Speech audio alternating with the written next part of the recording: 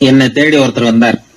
எனக்கு ரொம்ப நாளா ஒரு சந்தேகம், அதுக்கு உங்களை கேட்டு விளக்கம் பெறணும்னு வந்திருக்கிறேன்னார். என்ன உங்க சந்தேகம்னு கேட்டேன். யாரு என்ன பார்த்தாலும் உடனே முகத்தை திருப்பிட்டு போடுறாங்க சார், அதுக்கு என்ன காரணம்னு எனக்கு தெரியல, அதுதான் உங்களை கேட்டு தெரிஞ்சுக்கலாம்னு வந்திருக்கிறேன்னார். உங்களுக்கே தெரியலன்னா எனக்கு எப்படி தெரியும்னு, இருந்தாலும் உங்களுக்கு அனுபவம் இருக்குமேன்னார். அது சரி, உங்ககிட்ட பிரியமா பேசுற நண்பர்களே கிடையாதா அப்படின்னு கேட்டேன். அப்படி யாருமே இல்லைங்க அப்படின்னார். அப்படின்னா உங்ககிட்ட தான் ஏதோ குறை இருக்கு, உங்க பழக்க வழக்கத்தை கொஞ்சம் மாத்திக்கிட்டா எல்லாம் சரியா போடும் அப்படின்னு. என்ன செய்ய சொல்றீங்கன்னார். உங்களுக்கு நிறைய நண்பர்கள் தேவைன்னு, கிடைக்க மாட்டேங்கிறாங்களேன்னார். அதுக்கு சில வழிகள் இருக்குன்னு. அப்படியானார். அதிகமா நமக்கு நண்பர்கள் கிடைக்கணும்னா அதுக்குன்னு சில உத்திகள் இருக்கிறதாக அமெரிக்க எழுத்தாளர் ஒருத்தர் சொல்லியிருக்கிறார். சரி, அப்படி அவர் என்னதான் சொல்லியிருக்கிறார் அப்படின்னா வரிசையா சொல்றேன் கேட்டுங்க அப்படின்னு சொல்லி அவர்கிட்ட சொல்ல ஆரம்பிச்சேன். அதாவது முதல்ல நாம தெரிஞ்சுக்க வேண்டியது என்னன்னா, எப்ப பார்த்தாலும் நம்மளை பத்தியே பேசிட்டு இருக்க கூடாது. நமக்கு எதிரில் உட்கார்ந்து இருக்கிறவங்க நிறைய பேசுறதுக்கு வாய்ப்பு கொடுக்கணும். அவர் பேசுற விஷயம் எதுவா இருந்தாலும் எப்படி இருந்தாலும் ஆமா நல்லது அப்படின்னு சொல்லி ஏத்துக்கணும். இது முதல் கருத்து. ரெண்டாவது என்ன சொல்றாங்கன்னா, கூடுமான வரைக்கும் யாருகிட்டையும் அனாவசியமா வாதம் பண்ணிட்டு இருக்க கூடாது.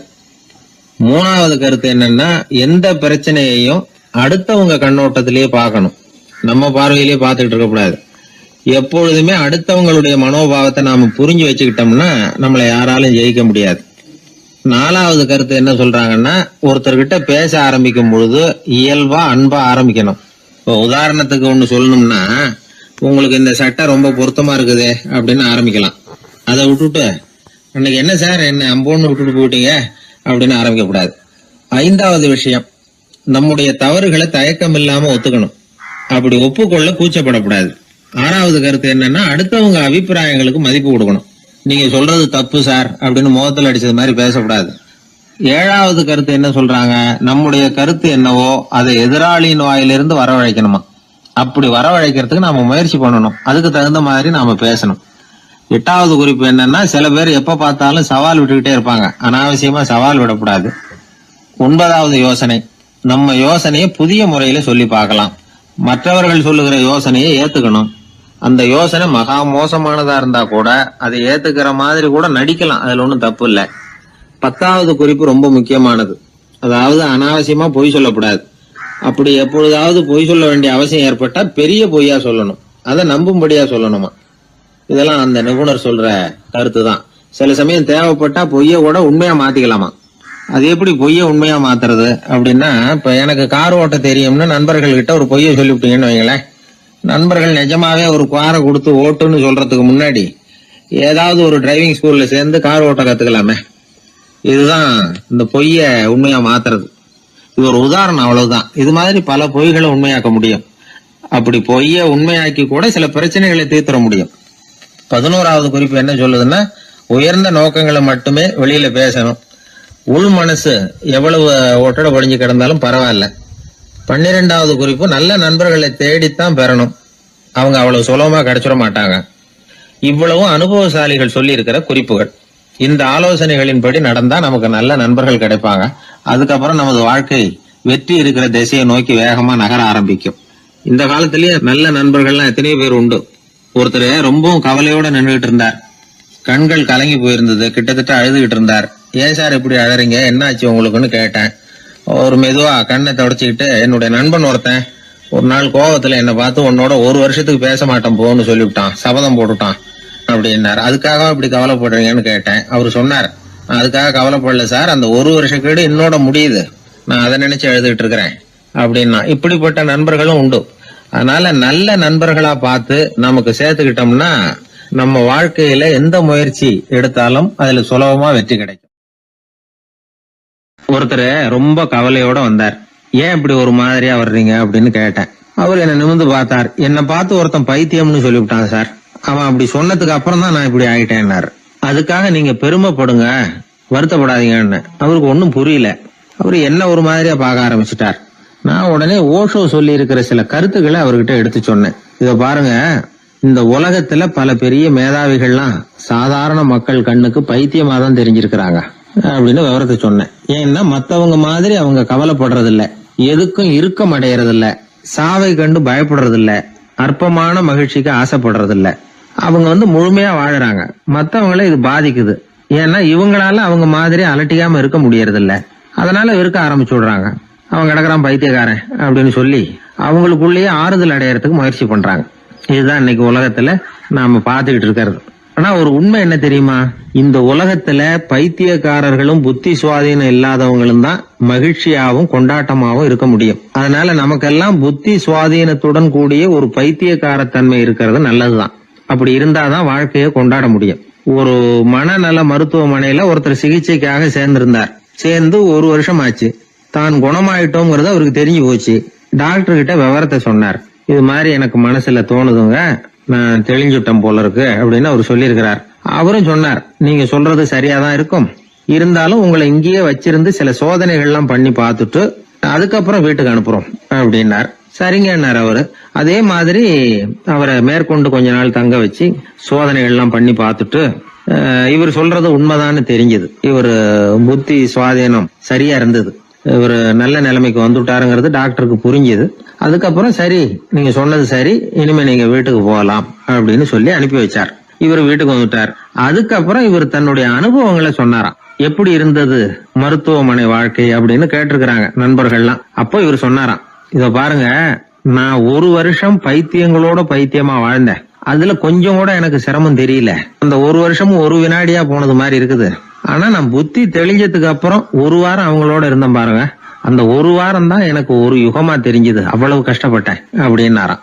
அதனால ஒரு கூட்டத்திலிருந்து வேறுபட்டு வாழறதுங்கிறது கொஞ்சம் சிரமம் தான். பைத்தியங்களுக்கு மத்தியில பைத்தியமா இருந்துடலாம். பைத்தியங்களுக்கு மத்தியில புத்தி சுவாதீனம் உள்ளவனா இருக்கிறதுக்கு ரொம்ப சாமர்த்தியம் தேவைப்படுது. அதனாலதான் இந்த உலகத்துல நாம வாழும் பொழுது மற்றவர்களை அனுசரிச்சு வாழணும். பைத்தியங்களுக்கு மத்தியில பைத்தியமா இருந்தாதான் சுகம் அப்படிங்கிறது தான் இவங்க சொல்ல வர்ற உண்மை. ஹிட்லர் ஒரு சமயம் ஒரு பைத்தியக்கார ஆஸ்பத்திரிக்கு போனாராம் பார்வையிடறதுக்காக. மன நோயாளிகளை எல்லாம் வரிசையா நிறுத்தி வச்சிருந்திருக்கிறாங்க. அவர் வந்த உடனே எல்லாரும் ஹிட்லர் வாழ்கன்னு கத்தணும் அப்படின்னு அங்க உள்ள டாக்டர் சொல்லி வச்சிருக்கிறார். ஏற்கனவே சொல்லி வச்சிருக்காரு, ஹிட்லர் வரப்போறார், வந்தது எல்லாரும் ஹிட்லர் வாழ்கன்னு நீங்க சொல்லணும், கத்தணும் சொல்லி வச்சிருக்காரு. சரின்ட்டு நிக்கிறாங்க. ஹிட்லர் வந்தார். சொல்லி வச்சது மாதிரி எல்லாரும் கத்துனாங்க, ஹிட்லர் வாழ்கன்னு.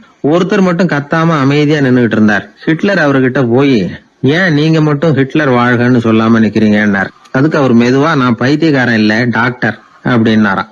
அதனால பைத்தியங்களோடு பைத்தியமா வாழறதுங்கிறது ஒரு சுகம். இந்த உலகத்துல ஏற்கனவே நான் சொன்னது மாதிரி பைத்தியக்காரர்களும் புத்தி சுவாதீனம் இல்லாதவங்களும் தான் மகிழ்ச்சியாகவும் கொண்டாட்டமாகவும் இருக்க முடியும். அதனால புத்தி சுவாதீனத்துடன் கூடிய ஒரு பைத்தியக்காரத்தன்மை நமக்கு தேவை. அந்த நுட்பத்தை புரிந்து கொண்டு நம்முடைய வாழ்க்கையை நாம கொண்டாடுவோம். 11ஆம் நூற்றாண்டுல ஒரு புகழ்பெற்ற இறைநேச செல்வர் வாழ்ந்து வந்தார். அவர் பேரு அப்துல்லா ஹிஸ் சௌமை.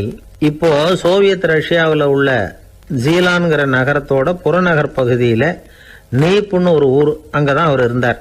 அவருக்கு ஒரு ஆப்பிள் தோட்டம் இருந்தது தஜ்லா நதி ஓரத்துல. அந்த தோட்டத்துல அவர் ஒரு நாள் உலாவிக்கிட்டு இருக்கிறார். அந்த சமயத்துல 20 வயசு உள்ள அழகான இளைஞர் ஒருத்தர் அவர் முன்னாடி வந்து நின்னார். என்ன நீங்க மன்னிக்கணும்னார். இவருக்கு ஒன்னும் புரியல. யாரப்பா நீ என்ன கெடுதல் பண்ணின, நான் எதுக்கா உன்னை மன்னிக்கணும் அப்படின்னு கேட்டார். ஐயா, என் பேரு அபு சாலிஹ் மூசா. இங்க இருந்து 4 கல் தொலைவில் இருக்கக்கூடிய இதே தஜ்லா நதி ஓரத்துல தான் நான் இருக்கிறேன். நேத்து மத்தியானம் எனக்கு ஒரு நல்ல பசி. அந்த நேரம் ஒரு ஆப்பிள் பழம் இந்த நதியில மிதந்து வந்தது. அவசரத்துல அதை எடுத்து சாப்பிட்டதுக்கு அப்புறம் தான் அப்படி செஞ்சது பெரிய தவறுங்கிறத உணர்ந்தேன். ஒரு பொருளுக்கு உரியவர்கள் யாரோ அவங்க அனுமதி இல்லாம அந்த பொருளை சாப்பிடுறது ஹராமாகும். ஹராமான அந்த பழம் என் வயத்துக்குள்ள போனதுல இருந்து எனக்கு நிம்மதி இல்ல. ராத்திரி பூரா தூங்கவே முடியல. காலையில எழுந்திரிச்சதும் இந்த நதி ஓரமா பாத்துக்கிட்டே வந்தேன். உங்க தோட்டத்தை பார்த்தேன். ஒரு மரத்தோட கிளை தண்ணியில தொட்டுக்கிட்டு இருக்கிறத பார்த்தேன். அதனால நான் சாப்பிட்ட பழம் இங்க இருந்து தான் வந்திருக்கணும். அந்த பழத்துக்கு உரியவர் நீங்க தான். நீங்க என்ன மன்னிச்சாதான் நான் சாப்பிட்ட பழம் ஹலாலா, குற்றம் நிவர்த்தியா, தயவு பண்ணி மன்னிக்கணும் அப்படின்னு கண்கலங்க கேட்டுக்கிட்டார். இத கேட்ட இந்த சௌமையை ஆச்சரியத்தோட அந்த இளைஞரை கூர்ந்து கவனிச்சார். இந்த அளவுக்கு நேர்மையான ஒரு நல்ல மனுஷனை விட்டுறக்கூடாது அப்படின்னு மனசுக்குள்ள முடிவு பண்ணிக்கிட்டார். நிமிர்ந்து அந்த இளைஞரை பார்த்தார். இதுக்கு நீ தண்டனையை ஏத்துக்கத்தான் வேணும்னார். எதுவா இருந்தாலும் ஏத்துக்கிறதுக்கு தயார்னார் அவர். இதுக்கு தண்டனையா 12 வருஷ காலம் நீ இங்க பணிவிடைகள் செய்யணும்னார். பணிவிடை செய்யறது என்னுடைய பாக்கியமா நினைக்கிறேன் அப்படின்னு சொல்லிவிட்டு மகிழ்ச்சியோட அந்த தண்டனையை ஏத்துக்கிட்டார். 12 வருஷம் முடிஞ்சது. அந்த 12 வருஷ காலத்துல அந்த இளைஞரோட வயசும் தகுதியும் பக்தியும் வளர்ந்தது. கடைசியில் அந்த பெரியவர் அந்த இளைஞரை கூப்பிட்டார். இத பாருப்பா, இன்னையோட உன் பணியுடைய காலம் 12 வருஷம் முடிஞ்சது. ஆனா தண்டனை இதோட முடிஞ்சுட்டதா நினைக்காத, அது இன்னமும் முடியல. கடைசியா இன்னும் ஒரு தண்டனை பாக்கி இருக்கு, அதை நீ ஏத்துக்கணும்னா. எதுவா இருந்தாலும் ஏத்துக்கிறதுக்கு சித்தமா இருக்கிறேன் இவர். எனக்கு ஒரு மகள் இருக்கிறா, அவளுக்கு 2 கண்ணும் தெரியாது, 2 காதும் கேட்காது, 2 காலும் செயல்படாது, அவளை நீ கல்யாணம் பண்ணிக்கணும் அப்படின்னாரு பெரியவர். இத கொஞ்சமும் ஒரு எதிர்பார்க்கல, திகைச்சார். அடுத்த நிமிஷம் சரி, இதையும் நான் மனப்பூர்வமா ஏத்துக்கிறேன் விட்டார். இறைநேசர் செல்வர் சௌமயி அவர்களுடைய புதல்வி பாத்திமாவுக்கும் இளைஞர் அபுசாலிஹ் மூசாவுக்கும் அடுத்த சில தினங்கள்ல முறைப்படி திருமணம் நடந்தது. திருமணத்துக்கு அப்புறம் மணமகளை பார்த்த அந்த இளைஞர் திகைச்சு போயிட்டார். ஏன்னா அந்த பெரியவர் சொன்னதுக்கு நேர்மாறா இருந்தார் பாத்திமா. உடல் குணம் எதுவும் கிடையாது, ரொம்ப அழகா இருந்தாங்க. மறுநாள் சௌமயி அபுசாலிக கூப்பிட்டு இதுக்கு விளக்கம் சொன்னாராம். என் மகளுக்கு கண்ணு தெரியாதுன்னு சொன்னதுதான் சொல்லியிருந்த நேத்து முன்னாடி சொன்னேன். அது எந்த விதமான தீய காட்சிகளும் அவ கண்ணுக்கு தெரியாதுன்னு தான் அர்த்தம். காது கேட்காதுன்னு சொன்னேன், தீய விஷயங்களை அவ கேட்க மாட்டான்னு அர்த்தம். கால்கள் செயல்படாதுன்னு சொன்னேன், வீட்டை விட்டு தீமையான இடங்களுக்கு அவ போக மாட்டான்னு அர்த்தம் அப்படின்னா. 12 வருஷத்துக்கு முன்னாடி உன்னை முதல் முறையா பார்த்தப்பவே உண்மை என்னுடைய சீடரா மானசீகமா ஏத்துக்கிட்டேன் அப்படிங்கிற விவரத்தையும் சொன்னாராம். இந்த இளைஞர் அபுசாலிஹ் பிற்காலத்துல ஒரு பெரிய ஆன்மீக மேதையா உயர்ந்தார். அந்த தம்பதிகளுக்கு 60வது வயசுல ஒரே ஒரு குழந்தை பிறந்தது. அந்த ஃபாதர் ஜிலானி முஹைத்தீன் ஆண்டகை, அதாவது அந்த குழந்தை தான் ஆன்மீக பேரரசர் முஹைத்தீன் ஆண்டகை. அப்படி அந்த கதையை சொல்லுவாங்க பழைய இதை. அப்படிப்பட்ட பெரியவர்களுடைய வாழ்க்கை தான் நமக்கு வழிகாட்டணும். எனக்கு ஒரு சிநேகிதன், அவன் சொன்னான், டேய், என்னுடைய மாமனார் கூட தன்னுடைய பொண்ணை எனக்கு திருமணம் பண்ணி கொடுக்கறதுக்கு முன்னாடி ஒரு செய்தியை சொன்னார், பொய்ன்னு அப்புறமா தான் தெரிஞ்சது அப்படின்னா. என்ன சொன்னார்னு கேட்டோம். என் பொண்ணு மாசத்துக்கு ஒரு தடவை ஏதாவது கோபம் வந்தா கையில கிடைக்கிறத எடுத்து உங்க மேல எரிவா, நீங்க தான் அனுசரிச்சு நடந்துக்கணும்னு சொன்னார் அப்படின்னா. அப்படி அவர் சொன்னது பொய்யா அப்படின்னு கேட்டேன். ஆமா, அவர் மாசம் ஒரு தடவைன்னு அவர் சொன்னது பொய், தினம் ஒரு தடவை அப்படி செய்யறா, இதுதான் உண்மை அப்படின்னா. பேராசிரியர் கல்கி ரேடியோவில் பேசியிருக்காரு, சென்னை ரேடியோவில். எப்போ 1938 1938 ஜூலை மாசமா ஏதோ ரேடியோ ஆரம்பிச்சுது, சென்னை வானொலி ஆரம்பிச்சிருக்காங்க. அது ஆரம்பிச்ச 6வது நாள் கல்கி பேசியிருக்காரு. அதுல அவர் சொல்லுவார், நீ சொல்றத எதை சொன்னாலும் சுருக்கமா சொல்லு, தேவைக்கு அதிகமா வளர்த்தாத, சுவாரஸ்யமா சொல்லு, அதுதான் சிறுகதைக்கு இலக்கணம்னு பேசியிருக்காரு. நான் அதை போட்டு கேட்டிருக்கேன். அதை பார்த்தா அதுல அவருக்கு ஒரு உதாரணமே கொடுத்துருப்பாரு. அதுல அதாவது சொல்றத சிறுகதை, தமிழில் சிறுகதைன்னு அவருக்கு தலைப்பு. அந்த பேச்சுல சிறுகதைன்னா என்னன்னா சிறுசா இருக்கணும், அதுல ஒரு கதை இருக்கணும், அதான் சிறுகதைன்னு அவர் விளக்கம் கொடுக்குறாரு கல்கி. கதைன்னா என்னன்னா ஒரே ஒரு ஊர்ல அப்படின்னு ஆரம்பிச்சா அப்புறம் என்ன அப்படின்னு கேட்க தோணுது இல்ல, அப்படி இருக்கணுமா. ஒரு வரியை படிக்கும் பொழுது அடுத்த வரி என்ன அப்படின்னு நமக்கு ஆர்வத்தை தூண்டணும், அதுதான் கதை அம்சங்கிறது. சிறுன்னா தேவைக்கு அதிகமா வளர்த்தாத, சிறு கதைன்னா தேவைக்கு அதிகமா ஒரு வார்த்தையை கூட போடாதே அப்படின்னு சொல்லி, அதான் சிறுகதையினுடைய இலக்கணம் அப்படின்னு சொல்லிட்டு அதுக்கு ஒரு உதாரணம் போட்டிருக்காரு. சிறுகதை இலக்கணம் என்னன்னா, அதாவது ஒரு நாள் காஞ்சிபுரம் உபய வேதாந்த தேசிக சுவாமிகள் தன் வீட்டு வேலைக்காரன் குப்பனை கூப்பிட்டு, அடே குப்பா, நீ உடனே ஸ்ரீபெரும்புதூர் ஓடி போய் அங்கே இருக்கிற திருவேங்கடாச்சாரியை சந்தித்து, திருக்குடந்தையில இருந்து இங்கே வந்திருக்கிற திருநாராயண ஐயங்கார் சுவாமிகள் திருக்கோவில் ஆராதனைக்கு திருத்துழாய் எடுத்து திரும்புகையில் திருக்குளத்தில் திருப்பாசி வழுக்கவே திருவடி தவறி வீழ்ந்தார் என்று சொல்லிவிட்டு வா அப்படின்னு எழுதினார். குப்பன்ட்ட வேலைக்காரன்ட்ட சொல்லிவிட்டு, என்னடா சொல்லிருவியா, நான் சொன்னதானே, சொல்லிடுறேன் சாமி எனக்கு தெரியும் இருக்கான். எப்படி சொல்லுவதை என்கிட்ட ஒருத்தர் இங்கே சொல்லி காட்டுன்னு இருக்காரு. அப்ப அவன் சொன்னான், குப்பம் என்ன சாமி, கும்மோனு தாசாமி குட்டையில ஒண்ணான்னு சொல்லணும், அவ்வளவுதானே. இதை நான் சொல்லிட்டு போறேன், இது என்ன பெரிய விஷயம் அப்படின்னா. இதை சொல்லிவிட்டு கல்கி சொல்றாரு, சிறுகதையின் இலக்கணம் அந்த குப்பனுக்கு தெரிந்திருக்கிறது, உபய வேதாந்த தேசிக சுவாமிகளுக்கு புரியவில்லை அப்படின்னு ஒரு கல்கி. அப்போ அது எதை சொன்னாலும் சுருக்கமா சொல்றது, இந்த வேடிக்கையா சொல்றது, அதெல்லாம் மனிதர்கள்ட்ட, சக மனிதர்கள்ட்ட ஒரு பிரியத்தை ஏற்படுத்த நல்ல ஒரு கவர்ச்சி, அந்த கதையை படிக்கணும்னு தோணும். அப்படிதான், அதனாலதான் அந்த விஷயங்களை சேர்த்து சேர்த்து வானொலியிலையும் தொலைக்காட்சியிலும் நாங்க உபயோகப்படுத்துறோம். வானொலியிலேயே ரொம்ப, தொலைக்காட்சியிலேயே கூட நிறைய சுவாரஸ்யமான அனுபவம் நம்ம வாழ்க்கையிலேயே நடக்கும். நிறைய வாழ்க்கையிலேயே கூட. இப்போ நான் இது முதல்ல திருநெல்வேலியில தான் ரேடியோவில் சேர்ந்தேன், திருநெல்வேலி ரேடியோவில். அப்போ முத போய் என்னை பேட்டி எடுக்கிறதுக்கு மைக்கெல்லாம் கொடுத்து எங்கள் டைரக்டர் ஒருத்தர் அனுப்புனார். யாருக்கிட்டன்னா, இந்த டனால் தங்கவேலுன்னு ஒரு நடிகர் இருந்தார், கே.ஏ. தங்கவேலுன்னு ஒரு பிரபலமான நகைச்சுவை நடிகர். அவர் இதுக்கு ஒரு பொருள் காட்சியில நாடகம் நடத்துறதுக்காக வந்திருக்காரு திருநெல்வேலிக்கு. அங்கே ஒரு ஹோட்டலில் தங்கியிருக்காரு. அப்போ நான் அப்போதான் புதுசாக போய் வேலையில சேர்றேன் ரேடியோவில். எங்கள் டைரக்டர் கூப்பிட்டு, இது மாதிரி தங்கவேலுங்கிற நடிகர் வந்திருக்கிறாரு, அவரை போய் இன்டர்வியூ பண்ணிட்டு வா, பேட்டி எடுத்துட்டு வா அப்படின்னாரு. சார் எனக்கு பழக்கம் இல்லை, கொஞ்சம் பழக்கம் ஆனதுக்கப்புறம் போகிறேன், இப்போ வேறு யாரையாவது அனுப்புங்கன்னு. இல்லை இல்லை, அப்புறம் எப்போ தான் கற்றுக்கிறது, நீ போய் கற்றுட்டு வா அப்படின்னு சொல்லி உடனே மைக்கு எல்லாத்தையும் கொடுத்து அனுப்பிச்சிட்டார் கூட.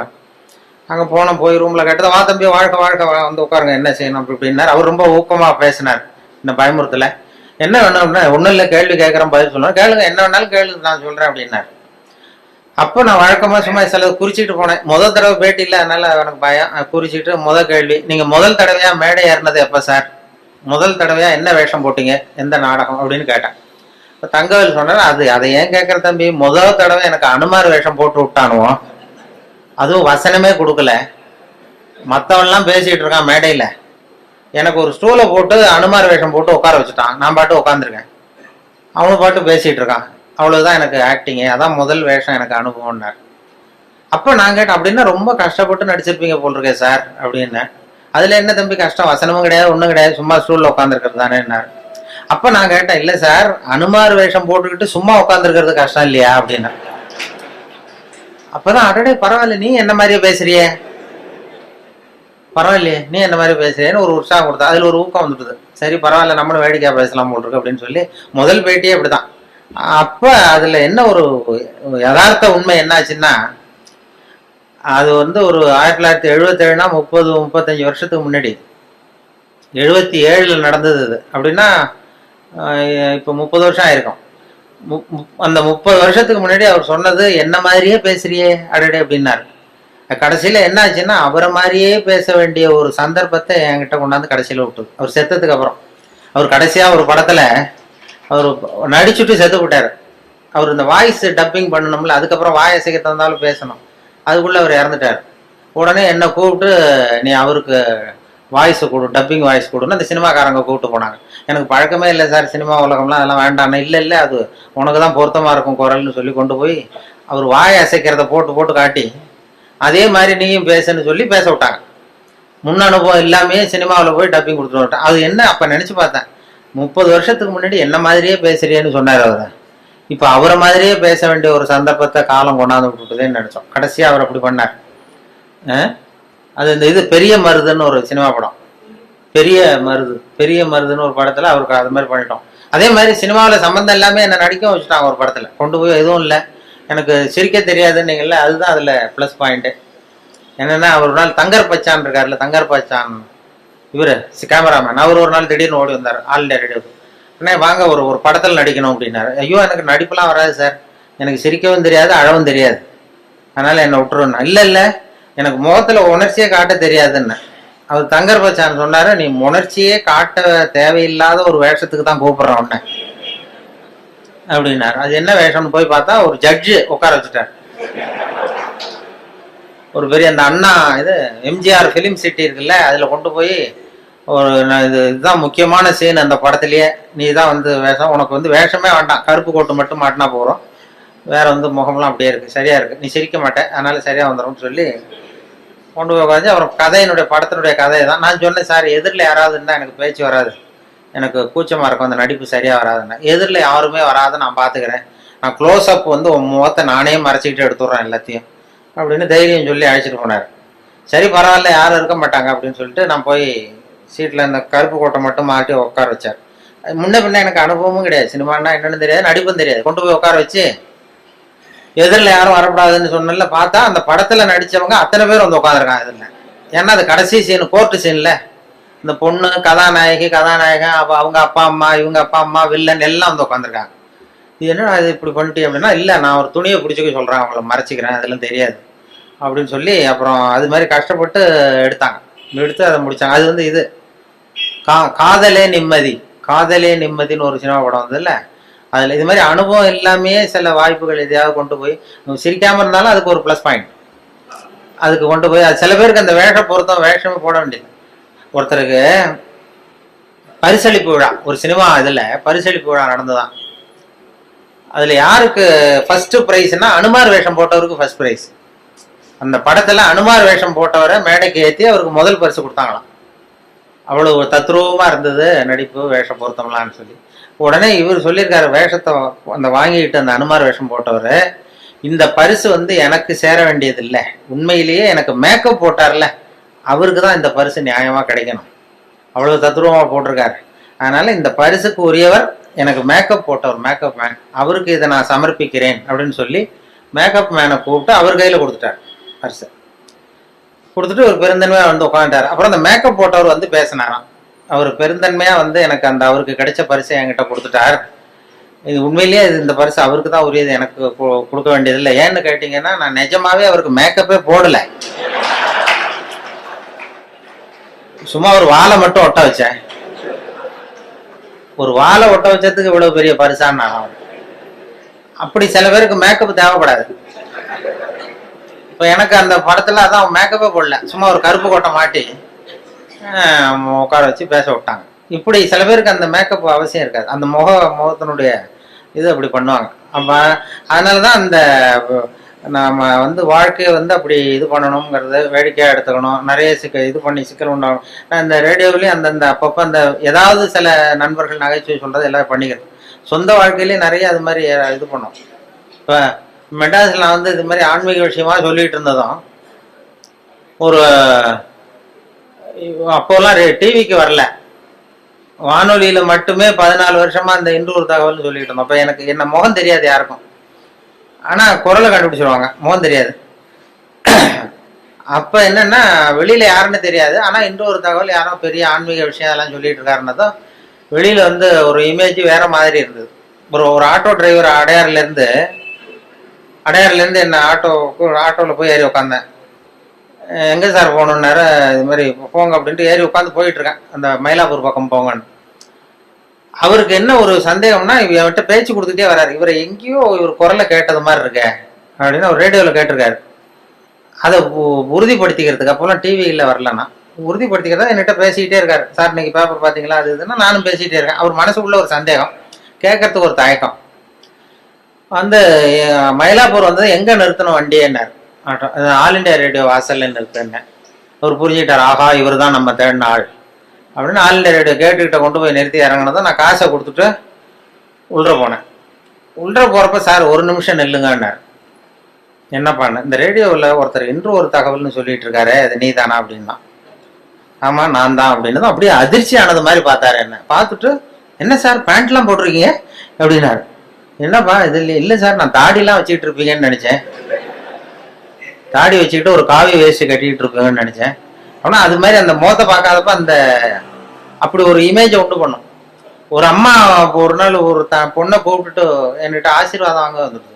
ஆல் இண்டியா ரேடியோக்கு வந்து வேலூர் பக்கத்துல இருந்து ஒரு நாள் சாயந்தரம் 5 மணிக்கு என் கூட வேலை பார்க்குறவங்கலாம், இதுல வந்து கேசினோவில் ஒரு அருமையான இங்கிலீஷ் படம் போட்டிருக்கான், வா போய் பார்ப்போம்னு எனக்கு கூப்பிட்டு இருக்கிறாங்க நண்பர்கள். அலுவலகத்தில் வேலை பார்க்குறோம், சரின்னு புறப்பட்டு இருக்கேன் சினிமாவுக்கு. அப்போ யாரோ ஒரு அம்மா வந்திருக்குது உன்னை தேடின்னு ரிசப்ஷன்லேருந்து சொல்கிறாங்க. யார் இந்த நேரத்துலனா, ஏதோ வேலூர் பக்கத்துலேருந்து வந்திருக்கிறாங்க 2 பேர். அப்புறம் வர சொல்லு அப்படின்னு பார்த்தா, வந்ததும் சார் இந்த இன்றொரு தகவல் சொல்கிறது யார், நான் தான் அப்படின்னேன்.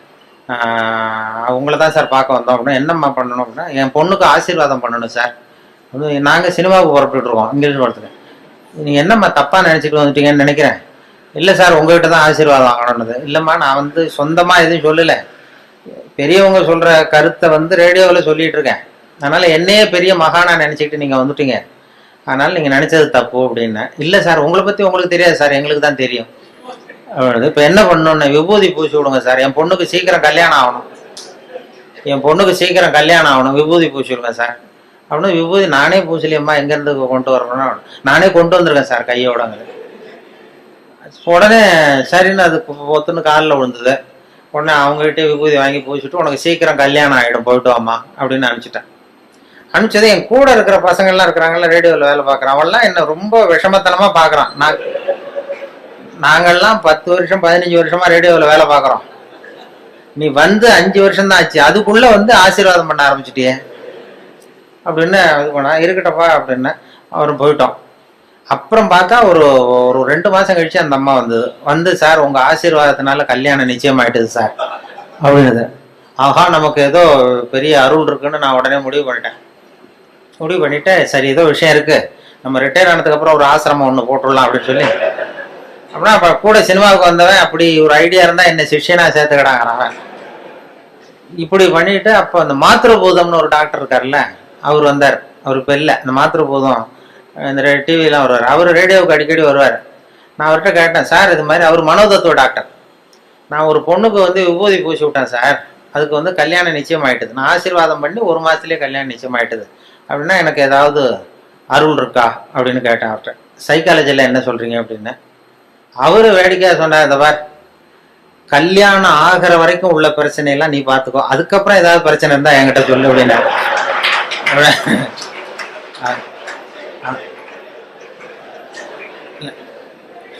இல்லை சார், இது வந்து இல்லை, உங்கள் சைக்காலஜியில் என்ன சொல்கிறீங்க அதை சொல்லுங்க, இது மாதிரி நான் நடந்ததுன்னு. உடனே அவர் சொன்னார், அது வந்து டாமினோ எஃபெக்ட்னு பேரான். சைக்காலஜியில் டாமினோ எஃபெக்ட்னு பேர். அது எப்படின்னா, ஒரு செங்கல்ல வச்சு சின்ன பிள்ளையில விளையாடுறது உண்டு, வரிசையாக அடுக்கி வச்சு ஒரு கல்லை தள்ளி விட்டா அது இன்னொரு கல்லில் விழும், அது இன்னொரு கல்லில் விழும். ஒரு புத்தகத்தை கூட அப்படியே செங்குத்தா நிறுத்தி இப்படியே வரிசையாக நிறுத்திடுறது. ஒரு புத்தகத்தை தள்ளி விட்டிங்கன்னா அது அடுத்த புத்தகத்தில் விழும், அடுத்த புத்தகத்தில் அப்படி போயிட்டே இருக்கும். இது மாதிரி வந்து எண்ணங்கள் வந்து ஒருத்தட்டேருந்து இன்னொருத்தட்ட பரவிட்டே இருக்குமா. இது சைக்காலஜியில் டாமினோ எஃபெக்ட்னு பேரான். அது என்னன்னா, நான் ஒரு 10 பேருக்கு விபூதி பூசி விட்றேன்னு வைங்க. விபூதி என்கிட்ட வந்து ஒரு 10 பொண்ணுங்க நான் ஆசீர்வாதம் பண்ணுறேன், கல்யாணம் ஆகணும் சீக்கிரம்னு. அது எப்படியும் 7-8க்கு கல்யாணம் ஆகிடும். நான் விபூதி பூசினாலும் பூசலைன்னாலும் கல்யாணம் ஆகிடும். அவங்க என்னன்னா, அந்த மாப்பிள்ளை தேடுற நேரத்தில் தான் இந்த ஆசீர்வாதமே வாங்க வர்றாங்க. அது வந்து பிறந்த குழந்தையே தூக்கிட்டு வந்து காலில் போட்டு சீக்கிரம் கல்யாணம் ஆகணும்னா போய் சொல்கிறது இல்லை யாரும். அவங்களே ஒரு முயற்சி பண்ணிட்டு இருக்கிற நேரத்தில் தான் ஆசீர்வாதம் வாங்க வராங்க. நீ அப்படி ஆசீர்வாதம் பண்ணும்போது 10ல் ஒரு 8 பேருக்கு நிச்சயமாக கல்யாணம் ஆகிடும், அவங்கள தேடி பிடிச்சிருவாங்க. அவங்க என்ன பண்ணுறாங்கன்னா, இது மாதிரி ரேடியோவில் ஒருத்தர் இன்னொரு தகவல் சொல்லிட்டு இருக்காரு, அவர்கிட்ட விபூதி பூசிக்கிட்டா உடனே கல்யாணம் ஆகிடுது அப்படின்னு இன்னொருத்தட்ட சொல்ல ஆரம்பிக்கிறாங்க. இந்த ஒரு புத்தகம் இன்னொரு புத்தகத்தில் விழுறது மாதிரி. அது டாமினோ எஃபெக்ட். அதாவது இந்த 8 பேரும் இன்னொரு 10 பேர்கிட்ட 80 பேர்கிட்ட சொல்லுவாங்க, இப்படி ஒருத்தர் இருக்காரு, அவருக்கு ஏதோ ஒரு அருள் இருக்கு அப்படின்னு. இது இப்படி பரவி போகுது. பரவிட்டு நிறைய பேர், 8 பேர் அந்த இடத்துல 80 பேர் தேடிட்டு வர ஆரம்பிச்சிடுறாங்க. இந்த 2 பேருக்கு ஃபெயிலியர் ஆகுது பாருங்க, 2 பேர் கல்யாணம் ஆகல அல்லது டிலே ஆகுதுன்னு வைங்க, அவங்க உடனே என்னை பற்றி தப்பு பிரச்சாரம் பண்ணுறது இல்லை, அவர்கிட்ட போனோம் விபூதி பூசிக்கிட்டோம் கல்யாணம் ஆகலைன்னு சொல்கிறது இல்லை, வேற சாமியார் தேட ஆரம்பிச்சிடுறது. இது சரியில்லை, வேற அந்த கோயிலுக்கு போயிட்டு வருவோம், இந்த கோயிலுக்கு போகலான்னு வேற முயற்சியில் ஈடுபட்டுறாங்க. அவங்க நோக்கம் வந்து கல்யாணம் ஆகணுங்கிறது தான். அதனால இது இந்த டாமினோ எஃபெக்ட் தான் உனக்கு வந்து பண்ணுறது. இதை வந்து உனக்கு அருள் இருக்குன்னு நினச்சிடாத அப்படின்னு மாத்திருபோதம் எனக்கு புத்தி சொல்லிவிட்டு, இதை நினச்சிக்கிட்டு நீ ஆசிரமம்லாம் ஆரம்பிக்காதேன்னாரு. அப்போ தான் நினச்சேன், ஓஹோ, இந்த சாமியார்கள்லாம் இப்படி தான் உற்பத்தி ஆகிறாங்க போல் இருக்கு அப்படின்னு சொல்லி, ரொம்ப சுலபமாக இந்த டாமினோ எஃபெக்ட் தான் இந்த சாமியார்களுக்கு கூட்டம் சேருது. அது அவங்க அந்த சைக்காலஜியில் அது அப்படி தான் அதுக்கு அடையாளம் கண்டுபிடிக்கிறாங்க. அப்படி வந்துடும். என்னை பற்றி தப்பான அபிப்பிராயத்தை இந்த ரேடியோவில் இமேஜை மட்டும் தெரிஞ்சுக்கிட்டு அப்படி எல்லாம் தேடி வர ஆரம்பிச்சிட்டாங்க நிறைய பேர். அப்படி அது மாதிரி வேடிக்கைகள் நடக்கும் அதில். அதனால் அந்த இது சொல்லும்போது, இப்போ விவசாய நிகழ்ச்சிங்கிறது ரொம்ப ட்ரையாக இருக்கும், இந்த இது மாதிரி ஸ்ட்ராட்டிஸ்டிக்ஸ் மாதிரி. அதனால் விவசாயத்துலேயும் நாங்கள் வந்து எதையாவது வேடிக்கை கலந்து விட்டுறது. இப்போ கோழி பண்ணை வளர்க்குறத பற்றி பேசுவோம். கோழி பண்ணை வைக்கிறது எப்படி, எத்தனை கோழி விடணும், எப்படி தீனி போடுறதுன்னு சொல்லி ட்ரையாக சொல்லிட்டா அது வந்து ஒரு இதாக ரொம்ப, அதில் வந்து எதையாவது வேடிக்கையை கலந்து கதை மாதிரி சொல்கிறது தான் வழக்கம் இந்த ரேடியோவில். அது அப்படி சொல்லுவோம். ஒருத்தர் கோழி பண்ணை வைக்கணும்னு ஆசைப்பட்டான். அவன் என்ன பண்ணுறது, போய் உடனே ஒரு கால்நடை மருத்துவர்கிட்ட போய் யோசனை கேட்க வேண்டியது தானே. அவன் நேராக போய் உள்ளூர் சாமியார்கிட்ட வைத்தியம் கேட்டான். உள்ளூர் சாமியார்கிட்ட இது மாதிரி கோழி பண்ணை ஒரு 1000 கோழியை வச்சு வளர்த்தான், பண்ணையை வச்சு. அதில் பாதி செத்து போச்சு. உடனே என்ன குறைன்னு தெரியலையேன்னு சொல்லி சாமியார்கிட்ட போய் யோசனை கேட்டான். ஒரு சாமியார் ஏதோ மந்திரம் போட்டு, நீ கோழி பண்ணை வச்சிருக்கியா, அது மேலே கூரை போட்டிருக்கியா, ஓடு போட்டிருக்கியா, அந்த கொட்டாயில் ஓடு போட்டிருக்கேன்னா அதான் தப்பு, நீ கூரையை மாற்றி சரியாக போடுவிட்டார். ஏதோ பண்ணி ஆசீர்வாதம் பண்ணி சரின்ட்டு வந்து கூரையை மாற்றினான். அப்புறமும் பாதி செத்துது. மறுபடியும் அதே சாமியார்கிட்ட போனான், மறுபடியும் பாதி செத்து போச்சு சாமி அப்படின்ட்டுருக்கான். சரி, இந்த செவருலாம் வந்து செங்கல் செவரா மண் செவரா, செங்கல் செவரு அப்படின்னா அதான் தப்பு, மண் செவரா மாற்று, சரியாக போடுவிட்டான். சரின்ட்டு அதையும் மாற்றினா அப்புறமும் பாதி செத்துது. ஓடி போய் சாமிகிட்டே நின்னான். இப்போ சரிப்பா, இந்த கேட்டு வாசப்படி தெற்கு முகமாக வச்சிருக்கியா வடக்கு முகமாக வச்சிருக்கியானா வடக்க வச்சிருக்கானா, அதான் தப்பு, தெற்க மாற்று அப்படின்னா மாற்றிட்டான். மறுபடியும் போய் நின்றுறான். சாமியை மறுபடியும் செத்து போச்சுன்னு. அப்போ அவர் பொறுமையாக சொன்னாராம் அந்த சாமியார்த்த, பாருப்பா, அதாவது சொல்றதுக்கு யோசனை நிறைய இருக்கு என்கிட்ட, சோதிக்கிறதுக்கு கோழி இல்லையே உன்கிட்ட, என்ன பண்றது அப்படின்னாராம். இதை வந்து அந்த கோழி பண்ணை வைக்கிற இதுல சொல்லிடுறது. கோழி பண்ணையை பத்தி ரேடியோவில் ஒலி வரும்போது இப்படி ஒரு கதையை உண்டு பண்றது. இதெல்லாம் வந்து ஒரு சுவாரஸ்யத்தை உண்டு, ஒரு வேடிக்கைங்கிறது. ஒரு விவசாய நிகழ்ச்சியை பண்ணும்பொழுது கூட அந்த ஹியூமர், அந்த நகைச்சுவைக்கு ஒரு மரியாதை இருந்தது. அப்படி நிறைய சொல்லும். வாழ்க்கையில வந்து எப்படியும் ஒருத்தன் வந்து ஒரு கோழி பண்ணை வச்சுக்கிட்டு இருந்தான். ஒரு கோழி வச்சு வித்துக்கிட்டு இருக்கான் ஒருத்தன். ஒரு பெரிய அவனுக்கு எல்லாம் தெரிஞ்ச ஒரு மாதிரி ஒருத்தர் வந்தார். என்னப்பா கோழி வியாபாரம் பண்ணுறியா அப்படின்னா, ஆமாம் கோழி தாங்க விற்றுக்கிட்டு இருக்கான் அவன். இந்த பெரியவர் சொல்லியிருக்காரு, என்ன விவரம் இல்லாமல் நீ கோழி விற்றுக்கிட்டு இருக்க, அதெல்லாம் சரியாக வச்சு விற்க வேண்டாமா அப்படின்னா, ஏதோ எனக்கு தெரிஞ்சது பண்ணிகிட்டு இருக்கேன் சார் அப்படின்னு இருக்கான். சரி இதெல்லாம் எந்த ஒரு கோழி? அப்போ அவன் சொல்லியிருக்கான், கோழி விற்கிறவன், பாருங்க சார் இது எந்த ஊர் கோழின்னு அடையாளம் தெரியாது, அது சேவலா கோழியாங்கிறது மட்டும்தான் தெரியும், வேற அந்த கோழி எந்த ஒரு கோழிங்கிறதுலாம் நமக்கு தெரியாது, அது கண்டுபிடிக்க முடியாதுன்னு இருக்கான். இவரு சிரிச்சாராம். அந்த என்னடா இவ்வளவு தூரம் விவரம் தெரியாம இருக்க, கோழின்னா அந்த முதுவை பார்த்தே கண்டுபிடிக்கணும் எந்த ஒரு கோழின்னு, அது தெரியாம கோழி வியாபாரம் பண்ண வந்துட்டே நீ அப்படின்னு சொன்னா, உங்களுக்கு தெரியுமா சார்ன்னு இருக்கான். எனக்கு தெரியும்டா, அதோ போது பாரு அந்த மூலையில 2, அது வந்து நாமக்கல் கோழி, அதுல ஒரு 2 கூடு, முதுவை பார்த்தாவே தெரியுது. போது பாரு இது சேலத்து கோழி, இதுல ஒரு 2 கூடு எடுத்து வை. போது பாரு கோயம்புத்தூர் கோழி, இது முதுவை பார்த்தா தெரியுது, அதுல ஒரு 3 எடுத்து வை அப்படின்ட்டான். அவன் எடுத்து வச்சுட்டான். அவன் ஆச்சரியமா வச்சதும் இவர் பெரிய ஒரு காசை கொடுத்துட்டு கேட்டாராம், இந்த முதுவை பார்த்தே கண்டுபிடிக்கணும்டா, இது கூட தெரியாம வந்து நீ வந்து கோழி விற்க வந்துட்டியே, உனக்கு எந்த ஊர்றான்னு கேட்டிருக்காரு. அவன் முதுவை திருப்பி காட்டினானா, பார்த்து தெரிஞ்சுக்கோ, நீயே பார்த்து தெரிஞ்சுட்டு போ. அதாவது அகந்தை வரக்கூடாதுங்கிறதுக்காக சொல்லுவாங்க. நமக்கு தான் எல்லாம் தெரியும்னு நினைக்கக்கூடாது, அது வந்து இதாகிடும். அதுக்குதான் அந்த இதுவும் சொல்லுவாங்க, கர்வம்ங்கிறது கூடாது, மனிதர்களுக்கு கர்வம் வரக்கூடாது, கர்வம் வந்து தப்பு. ஒரு எல்லாம் படிச்சுட்டு, அதான் ஒரு பிபிஎஸ்சி படிச்சுட்டு, பிபிஎஸ்சி கால்நடை மருத்துவருக்கு படிச்சுட்டு கிராமத்துக்கு வந்திருக்கான். அவனுக்கு எல்லாம் படிச்சுட்டோம் எல்லாம் தெரிஞ்சு போச்சுங்கிற ஒரு கர்வம் வந்துட்டுது. வந்தது அங்கே ஒருத்தன் மாடு மேய்ச்சிட்டு வந்திருக்கிறான். என்னடா விவரம் இல்லாமல் மாடு மேய்க்கிறீங்க, இதெல்லாம் பண்ணைன்னா ஒரு அதுக்கு ஒரு சயின்டிஃபிக்காக செய்யணும், அதெல்லாம் சயின்டிஃபிக்காக மாடு மேய்க்கணும், இதெல்லாம் ஒன்றும் தெரியாமல் இன்னமும் இங்கே ஒன்றும் விவரம் இல்லாமல் பண்ணிட்டு இருக்கீங்களே, இது என்ன இதெல்லாம் மாடு மேய்க்கிறீங்களே, இதெல்லாம் நீ தான் பார்த்துக்கிறியானா? ஆமான்றான். என்ன உங்கள் ஊரில் இது மாதிரி பசுமாட்டுக்கெல்லாம் கொம்பு இருக்காதா, பசுமாட்டுலாம் கொம்பு இருக்காதா அப்படின்றான். அப்போ அந்த பொடியும் சொன்னானா, சார் பசுமாட்டுக்கு கொம்பு இல்லைன்னா அதுக்கு 2-3 காரணம் இருக்குது. அதாவது கண்ணுக்குட்டியாக இருக்கிறப்ப அது கொம்பை வந்து எடுத்துருவோம், அதுக்கு முளைக்காது, அது கண்ணுக்குட்டியாக இருக்கிறப்ப கொம்பே முளைக்காது, அதனால கொம்பு இல்லாமல் இருக்கும். 2வது காரணம் வந்து வளர்ந்ததுக்கு அப்புறம் ஒன்னோட ஒன்று முட்டிக்கும், அதனால அது முட்டிக்கப்படாத கொம்பை நாங்களே எடுத்துருவோம், அதனால கொம்பு இல்லாமல் இருக்கும். இப்போ இதுக்கு ஏன் கொம்பு இல்லைன்னா இது 3வது காரணம். இதுக்கெல்லாம் ஏன் கொம்பு இல்லைன்னா இதெல்லாம் மாடு இல்லை குதிரை அப்படின்னா. அப்பதான் தெரிஞ்சிருக்கு இவன், ஆகா நம்ம வந்து ரொம்ப இதாகிட்டோம், படித்தா எல்லாம் தெரிஞ்சிடும்னு நினச்சிட்டோம். படிக்கிறதுங்கிறது தகவல் அறிவு தான், தகவல் அறிவை சேகரிக்கிறது. அதனால அது மாதிரி சொல்லுவாங்க. இப்படி நிறைய அதில் எதையாவது சேர்த்து சொல்கிறது எங்கள் பழக்கம்.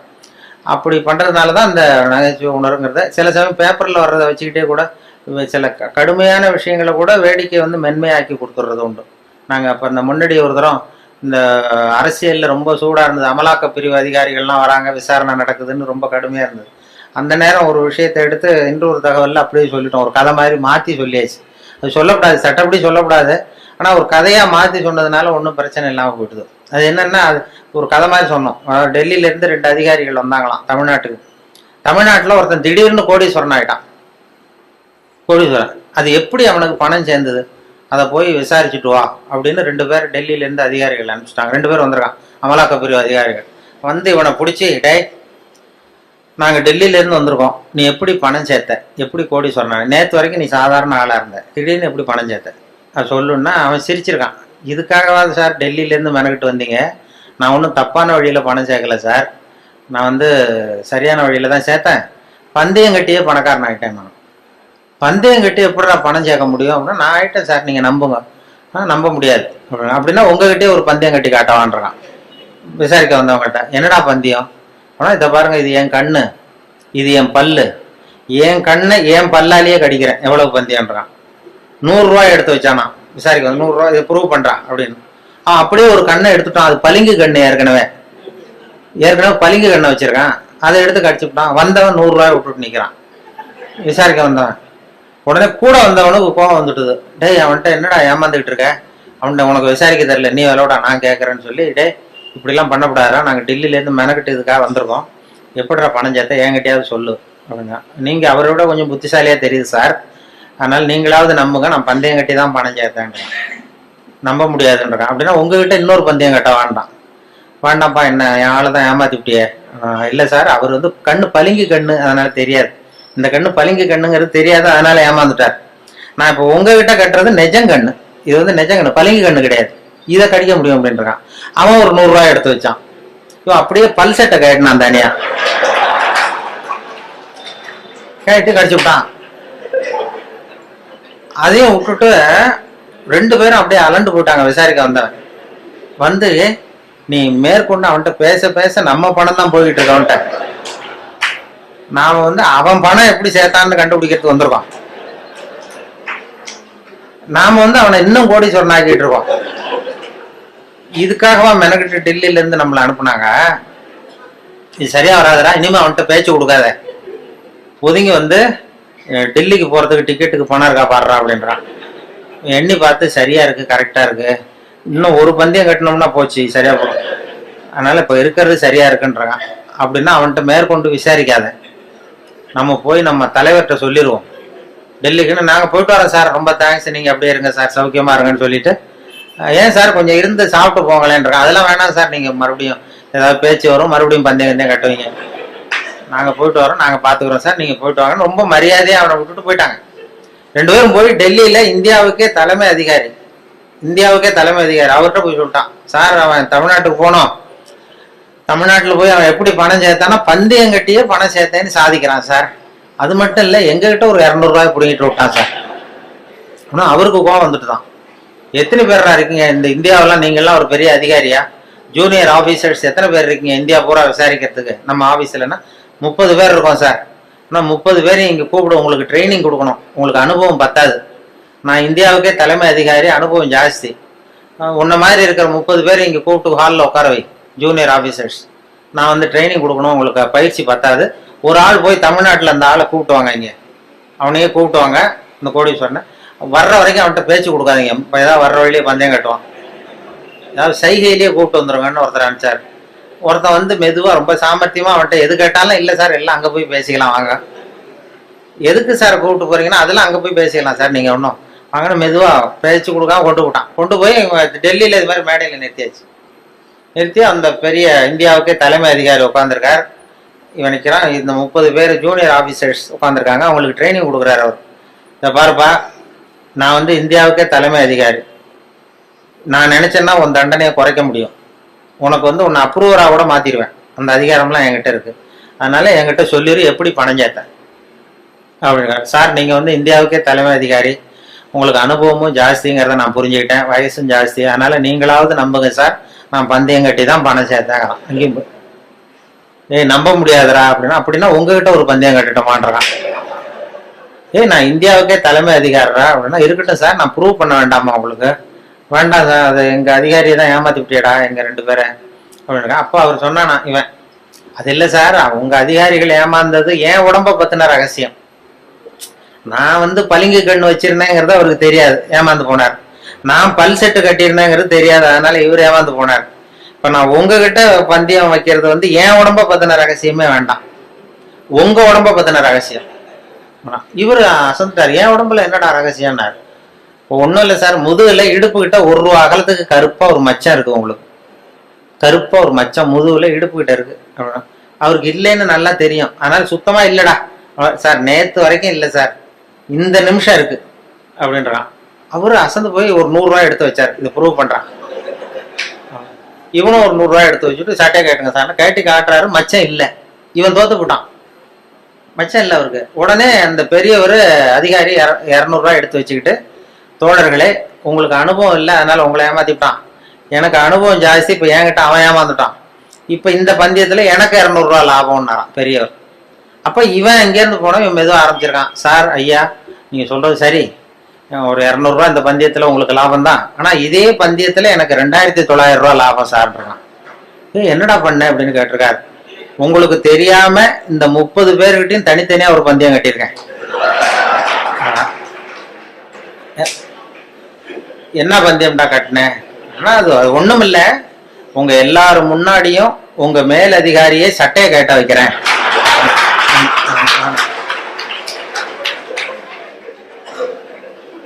அதனால சரியா போச்சு சார், 2900 ரூபா கொடுங்க சார் வாங்கிட்டான். அவரு அசந்து போய் சாரை கொண்டு போய் பக்கத்து ரூம்ல யாராவது விட்டுட்டு வாங்க, அவர்கிட்ட இனிமே யாரும் பேசாதீங்க சார், மரியாதையை அவரை நடத்துங்கன்னு சொல்லி கொண்டு உட்கார வச்சுட்டு, அதுக்கப்புறம் பார்த்து, தோழர்களே, உங்களுக்கு நான் சொல்ல விரும்புறது என்னன்னா, இனிமே யாரும் தமிழ்நாட்டு பக்கம் விசாரிக்க போகாதீங்க. நீங்க போனா மத்திய பிரதேசம், உத்தரப்பிரதேசம் அப்படி எங்கேயாவது போங்க, தமிழ்நாட்டுக்கு போகாதீங்க அப்படின்ட்டாராம். அப்புறம் இத சொன்னேன். இதை பத்திரிகையில செய்தியை வச்சுக்கிட்டே இப்படி ஒரு கதையை உண்டு பண்ணி, இது ராணுவத்துல வேற மாதிரியான ஒரு ஜோக், அதை கொஞ்சம் மாதிரியா மாத்தி ஒரு கதையை உண்டு பண்ணி இதை ரேடியோல சொல்லிட்டேன். சொன்னதும் என்னாச்சு, அந்த ஒரு மந்திரி கிட்ட இருந்து ஒரு பிஏ வந்தார். அப்ப இருந்த மந்திரி, அவரு பிஏ என்ன பண்ணுவாருன்னா, அந்த மந்திரி எப்போதும் இந்த இன்னொரு தகவல் கேட்டுட்டு உடனே அவர் பிஏ அனுப்புவாரு, என்கிட்ட அனுப்பி, இன்னைக்கு இந்த 20ஆம் தேதி ஒன்று சொன்னாரு, அதனுடைய காப்பி ஒன்று வாங்கிட்டு வா, இந்த மேடையில பேசுறதுக்கு எனக்கு வேணும் அப்படின்னு கேட்டு வழக்கமா வாங்கிக்கிறது வழக்கம். இந்த மாசத்துல தேதியை குறிச்சு அனுப்புவார். இந்த 8ஆம் தேதி ஒலிபரப்பானது, 10ஆம் தேதி, 12ஆம் தேதி, இதெல்லாம் ஸ்கிரிப்ட் வாங்கிட்டு வா, மேடை பேச்சுக்கு எனக்கு வேணும்னு கேட்பாரு. உடனே நாங்களும் அவர் அந்த பிஏ வந்தாருன்னா உடனே ஒரு செராக்ஸ் காப்பி எடுத்து அனுப்பிச்சிருவோம். இந்த கதையை சொன்னப்போ வந்துட்டார், இதை உடனே வாங்கிட்டு வான்னு அன்னைக்கு ஆள் வந்தது. உடனே நான் ஒரு காப்பி எடுத்து கொடுத்துட்டு, அப்புறம் நாங்க மனசுல நினைச்சுக்கிட்டோம், பாருங்க அவரே இதை வாங்கிட்டு போறாரு, சொல்லப்பட்டதே அவரை பத்தி தாங்கிறது தெரியாம அப்படின்னு சொல்லி அதை வேடிக்கை வச்சோம். இந்த விஷயத்த நீங்க வானொலியில ஒளிபரப்புறதுக்கு பெரிய சொல்லவே கூடாது. ஒரு தனி மனிதரையோ யாரையும் கேவலப்படுத்தக்கூடாது, கிண்டல் பண்ணக்கூடாது. அது வானொலியில சொல்றதுக்கு அனுமதி கிடையாது. எங்களுக்கு மெமோ கொடுத்துருவாரு அதிகாரி, அப்படி ஏதாவது தப்பா ஒருத்தரை கேலி பண்ணோம்னா. ஆனா இதை ஒண்ணுமே பண்ண முடியல அவரால்.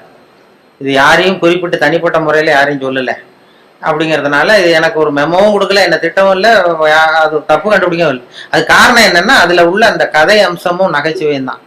அந்த வேடிக்கையும் அந்த கதையும் சேர்ந்துட்டுதுன்னா ஒரு இடத்துல சொல்லக்கூடாத விஷயத்த கூட சொல்ல முடியுதுன்னு பாருங்களேன். அதான் அனுபவம், அது நகைச்சுவைக்கு உள்ள மரியாதை.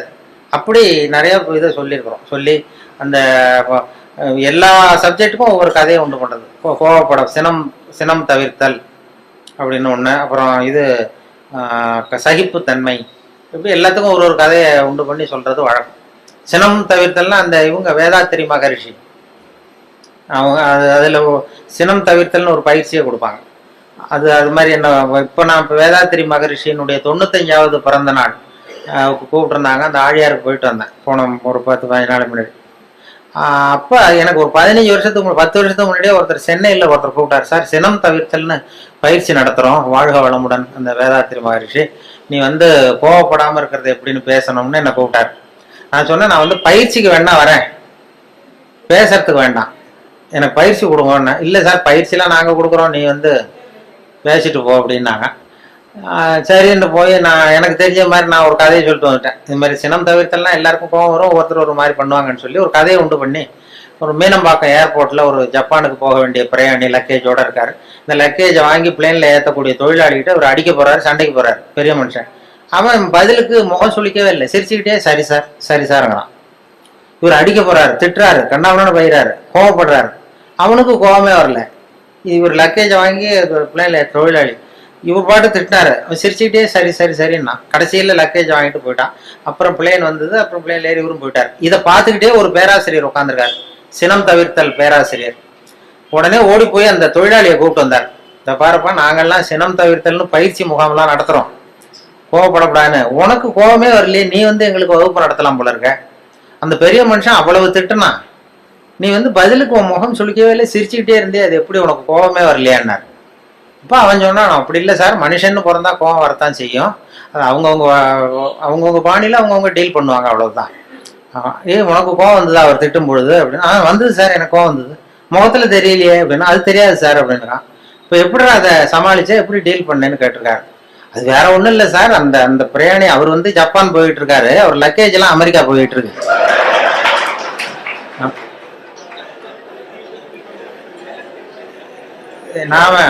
நாம எதுக்கு சார் அனாவசியமா வந்துட்டு சண்டை போடுறோம்?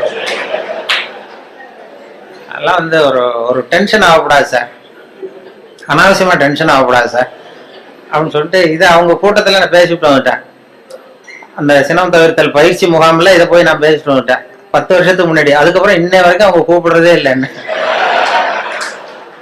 இல்லை. அப்புறம் இப்போ கேட்டேன் ஒரு 10-15 நாளைக்கு முன்னாடி அவரை பார்த்து, ஏன் சார் மறுபடியும் ஒரு பயிற்சி முகாம்னா கூப்பிடுங்களேன் வரேன். அவங்க என்ன வேணாம் சார், நீங்க பயிற்சிக்கு வேணா வாங்க, பேசுறதுக்கு வேண்டாம், நாங்க பாத்துக்கிறோம் அப்படின்ட்டாரு.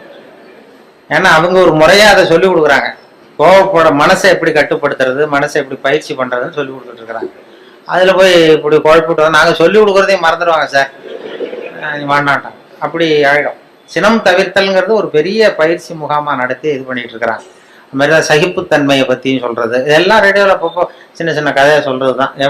இது அவர் ஏன்னா அவர் செயலாளருங்கிறதுனால அவர்கிட்ட எப்போதும் கேட்டுக்கிறது, எவ்வளவு நேரம் சார் பேசணும்னு முதல் தடவை வந்தப்ப கேட்டேன். நீங்க எவ்வளவு நேரம் வேணாலும் பேசுங்க சார், நாங்க 10 நிமிஷத்துக்கு மேல உட்காந்துருக்க மாட்டோம் அப்படின்னாரு.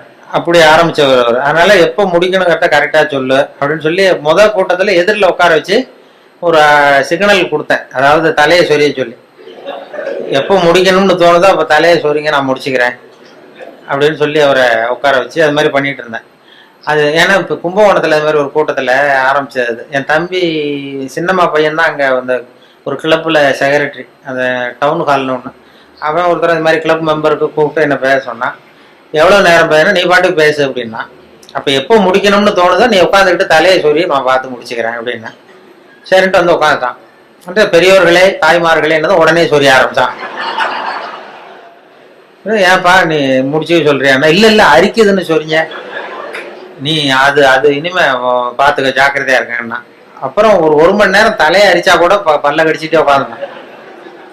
அந்த அது மாதிரி அவர்கிட்ட சொன்னது அது பேச்சுங்கிறது அது மாதிரி சொல்லுவாங்க. ஏன்னா பேச்சாளர்கள் வந்து அவங்களுக்கு வந்து இந்த நேரம் ஆரம்பிக்கிறப்ப சிரமப்படா, அவர் முடிக்கிறது தெரியாது, எங்க முடிக்கிறது என்னன்னு ஒன்றும் புரியாது, அவங்க பாட்டு போயிட்டே இருப்பாங்க.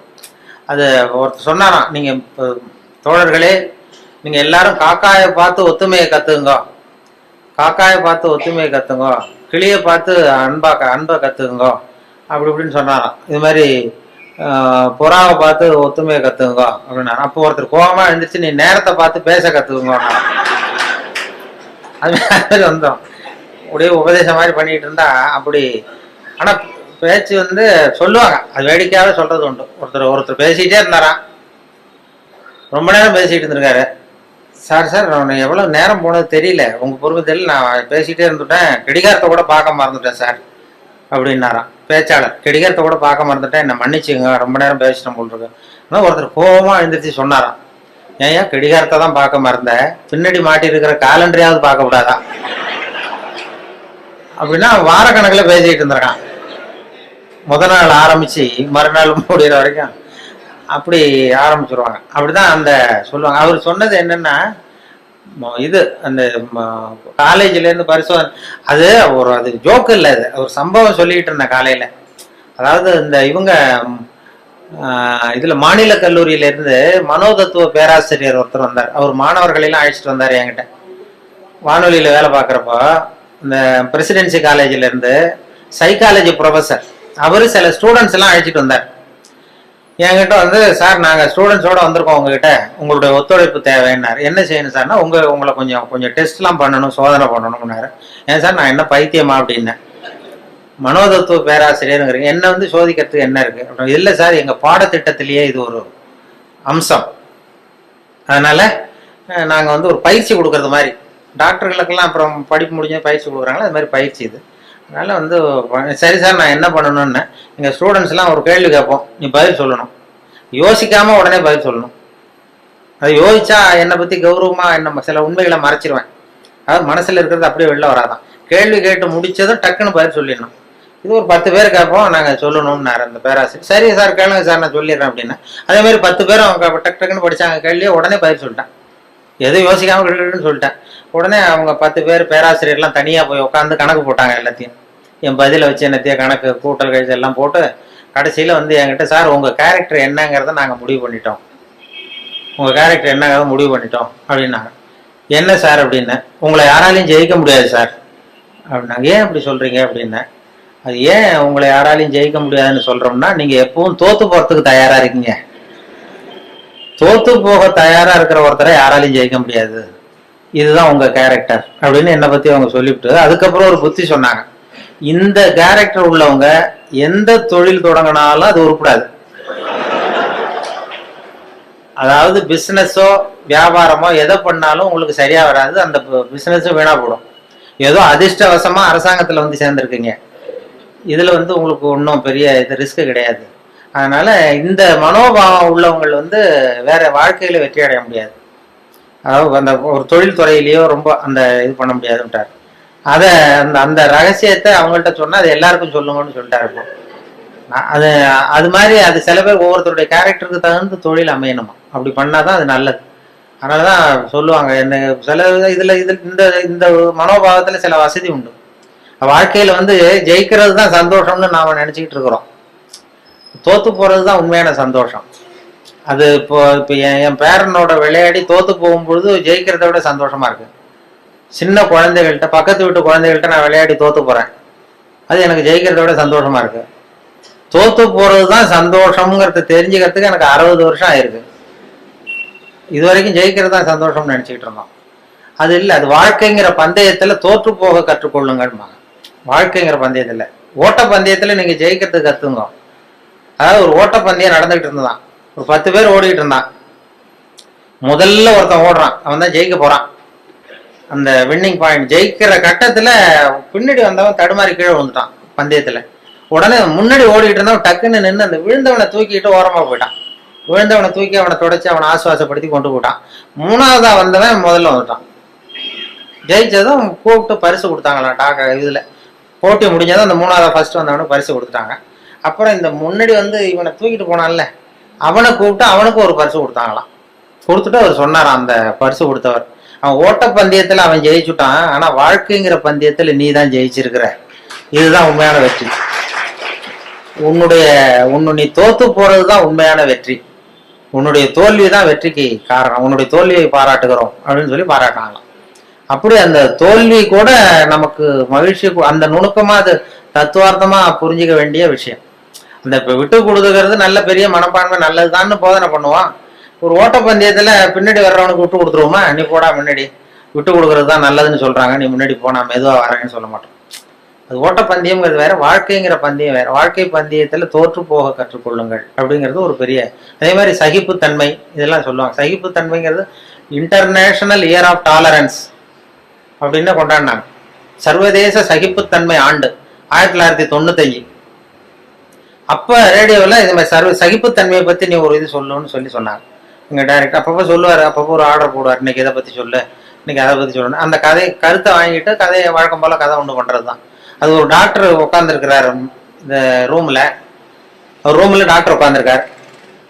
வெளியில பெஞ்சு போட்டிருக்கு வரிசையா, அதுல 40 பேர் வந்து உட்காந்துருக்கான். 40 பேரும் டாக்டர் பார்க்கறதுக்கு. 40 பேர் சட்டையும் கட்டி பக்கத்துல வச்சிருக்கான். 40 பேர் வாயிலும் 40 தெர்மாமீட்டர் இருக்கு. இது எதுக்கு வந்தான்னு தெரியல. எல்லாரும் தெர்மாமீட்டரோட வரிசையா உட்காந்துருக்காங்க. அப்போ ஒருத்தன் செவுத்துல ஆணி அடிக்கிறதுக்கு காலண்டர் மாட்டுற ஆணி அடிச்சுனா விரல் நசுக்கி போச்சு அதே தெருவில். சரி நம்ம தெரு டாக்டர் தானேன்னு ஓடி வந்து நர்ஸை மாட்டேன், நர்ஸு இது சிஸ்டர் இதில் ஏதாவது மருந்து போடுங்கன்றான். இதெல்லாம் மருந்து நீ 41வது ஆளா உட்காருன்னு இருக்கு. இல்லையே நான் விரல் தானேன்னு இருக்கான். அதெல்லாம் கேட்காத உட்காருன்னு உட்காந்தான். சட்டை கேட்டுன்னு இருக்கு, மறுபடியும் விரலை காட்டிடுறான். அதெல்லாம் நீ எங்க அடிபடுவான்னு சட்டை கேட்டுன்னு எல்லாரையும் பாருனதும் எல்லாம் கட்டி வச்சுறான். இவனும் கட்டி வச்சுட்டான். வச்சுட்டு வாயை திறந்ததும் தெர்மாமீட்டர் வச்சுட்டு ஓடி போச்சு. இவன் வாயில தெர்மாமீட்டர் வச்சுக்கிட்டு யோசிக்கிறான், எதுக்கு தெர்மாமீட்டர் வச்சு பாக்குறாங்க, நாங்க விரல் தானே நசிக்கிட்டு வந்தோம் அப்படின்னு பார்த்தா அவன் விரல் நசிக்கிருக்கான்னு எட்டி பாக்குறான். அவனுக்குலாம் நல்லா இருக்கு. சரி எதுக்குடா வந்தேன்னு கேட்கணும்னா வாயை திறக்க முடியல. அவனும் ஏதோ சைகையிலேயே பதில் சொல்றான், வாயில மூடிக்கிட்டு அப்படி இப்படின்னு ஏதோ சொல்றான், புரியல. 40 பேர் 40 கதையோட உட்காந்துருக்கான். ஆனா 40 பேர் வாயிலும் தெர்மாமீட்டர், கண்ணு செவந்து இருக்குது, வாய் உப்பி இருக்கு, பதில் சொல்ல முடியல, பேச முடியல, சகிச்சுக்கிட்டு உட்காந்துருக்காங்க. ஒரு 15 நிமிஷம் கழிச்சு நர்ஸ் ஓடி வந்து டெம்பரேச்சர் அவங்க பேர் எல்லாம் குறிச்சுக்கிட்டு டாக்டர் ரூமுக்கு ஓடி போச்சு. இப்படி போனதுக்கு அப்புறம் இவன் ஆரம்பிச்சான், இந்த 41வது ஆள் விரல் நசிக்கிட்டு தானே, உலகம் ரொம்ப கெட்டு போச்சியா, எதுக்கு தெர்மாமீட்டர் வச்சு பாக்குறேன்னு தெரியல அவங்களுக்கு, எல்லாத்துக்கும் தெர்மாமீட்டர் வைக்கிறாங்க, சட்டையை கேட்ட சொல்றாங்க, இதை நான் சும்மா விட போறது இல்லை, உண்டு இல்லைன்னு பார்க்க போறேன்னு சொல்றான். அப்ப இந்த 40வது ஆள் அவனுக்கு அட்வைஸ் பண்றான், அதை பாருப்பா இது மாதிரிலாம் சத்தம் போடாத, இதெல்லாம் வந்தா இது சர்வதேச சகிப்புத்தன்மை ஆண்டு, இது மாதிரி இடத்துலதான் நம்ம சகிப்புத்தன்மையை கத்துக்கணும், இது மாதிரிலாம் அனாவசியமா அப்படிலாம் சத்தம் போடாது, கொஞ்ச நேரம் மரியாதையா வாழை சுட்டிட்டு மரியாதையா உட்கார் அப்படின்றான் இந்த 40வது ஆள் அவன்கிட்ட. அப்படி சொன்னதும் அவனுக்கு இன்னும் கோவம் வந்துட்டுது. 41வது ஆள் விரல, நீ எனக்கு இவ்வளவு புத்தி சொல்றியடா, நீ எதுக்கு வந்த அப்படின்னு இருக்கான். நான் தபால் கொடுக்க வந்தவையா,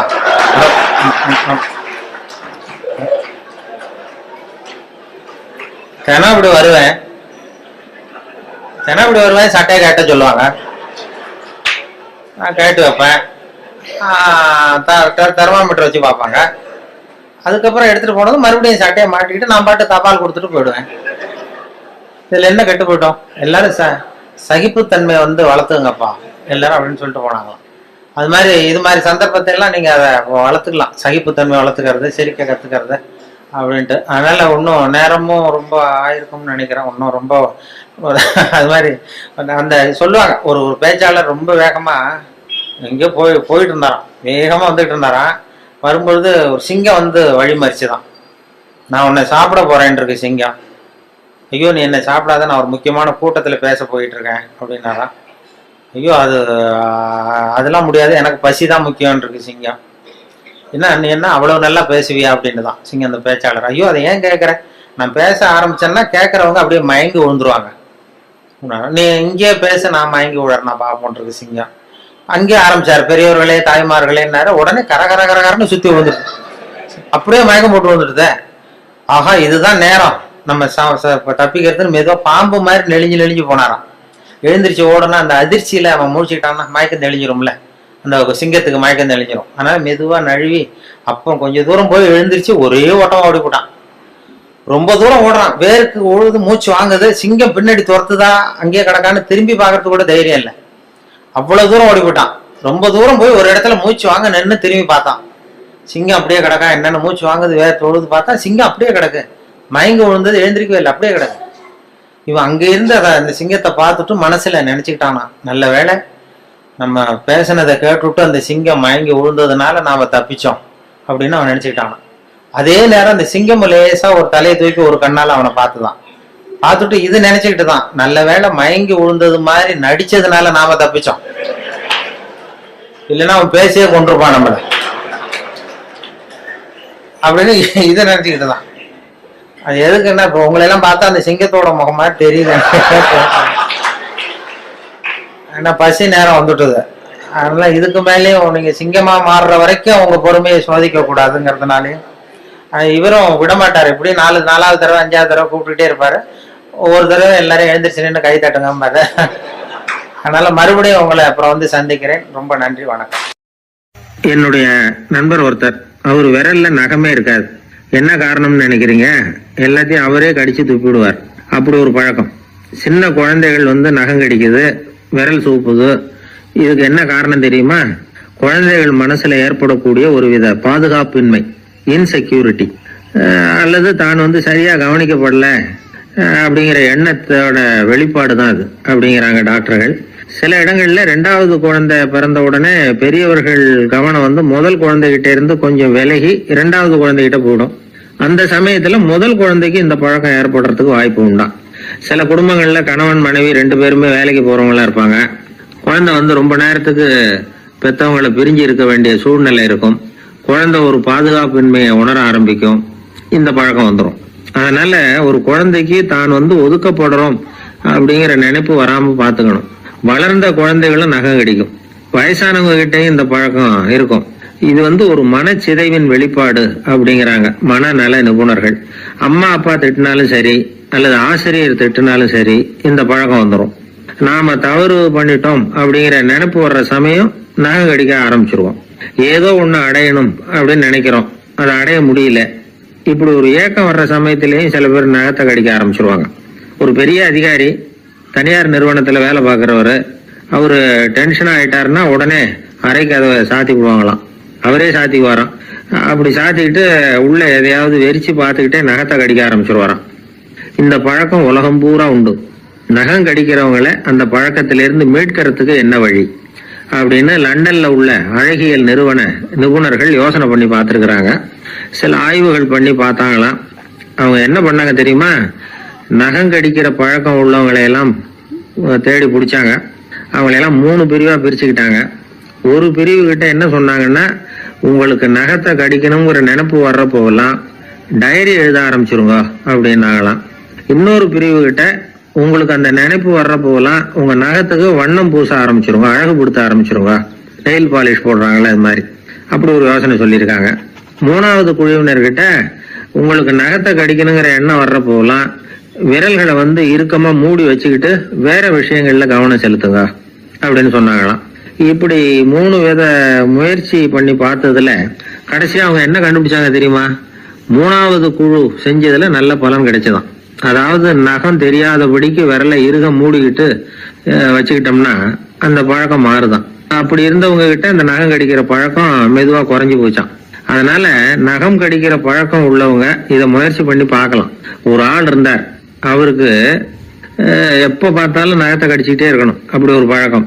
அதனால அவர் விரல்ல எப்பவும் நகை இருக்கிறது இல்ல, விரல் இருக்கிறதே பெரிய ஆச்சரியம். அவருக்கு திடீர்னு உடம்புல அரிப்பு, சொரிஞ்சிக்க முடியல, அரிப்பும் நிக்கல. ஒரு வாரம் தொடர்ந்து கஷ்டப்பட்டார். கடைசியா ஒரு டாக்டர் கிட்ட ஓடினார். அவர் எல்லாத்தையும் விவரமா கேட்டுக்கிட்டு கடைசியா கொஞ்சம் மாத்திரை கொடுத்து வேலைக்கு ஒண்ணு சாப்பிடு அப்படின்னாராம். இந்த மாத்திரை எதுக்கு டாக்டர்? அரிப்பு நிக்கிறதுக்கா அப்படின்னாராம். இல்ல நகம் வளர்றதுக்காக அப்படின்னாராம் இந்த டாக்டர். ஒரு கோவில்ல ஆன்மீக சொற்பொழிவு நடந்துகிட்டு இருக்குது. ஒரு பெரியவர் பேசிக்கிட்டு இருக்கார். கடவுளை பத்தியும் சொர்க்கத்தை பத்தியும் மனுஷனை பத்தியும் அவர் விவரமா பேசுறார். எல்லாரும் உட்கார்ந்து கேக்குறாங்க. அந்த கூட்டத்துல ஒரு தத்துவ ஞானியும் உட்கார்ந்து இருக்கிறார். அவரு அவருடைய நண்பர்.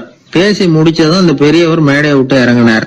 நேரா அந்த தத்துவ ஞானி கிட்ட வந்தார். எப்படி இருந்தது என்னுடைய பேச்சு அப்படின்னு கேட்டார். நீங்க பேசினது ஒண்ணுக்கு ஒண்ணு முரண்பாடா தெரிஞ்சது அப்படின்னாராம் இவரு. நான் என்ன அப்படி தப்பா பேசிவிட்டேன் அப்படின்னாராம் அவரு. கடவுளை நம்புகிறவன் சொர்க்கத்துக்கு போவான்னு சொன்னீங்க, அப்புறம் நல்ல விதமா வாழறவன் சொர்க்கத்துக்கு போவான்னு சொன்னீங்க அப்படின்னாராம். இதுல என்ன முரண்பாடுன்னு கேட்டிருக்காரு அவர். இதுலதான் முரண்பாடு தெரியுது எனக்கு. அதாவது இங்க ஒருத்தன் எல்லா தப்பும் பண்ணிட்டு இருக்கிறான், அவன் கடவுளை நம்பினான்னா அவன் சொர்க்கத்துக்கு போவானா? இது என்னுடைய முதல் கேள்வி. இல்லைன்னா ஒருத்தன் எந்த தப்பும் பண்ணல, ரொம்ப ஒழுங்கா வாழ்ந்துகிட்டு இருக்கிறான், ஆனா அவன் கடவுளை நம்பல, அவன் என்ன நரகத்துக்கு தான் போவானா? கடவுள் நம்பிக்கை உள்ள ஒரு திருடன் என்ன ஆவான், எங்க போவான்?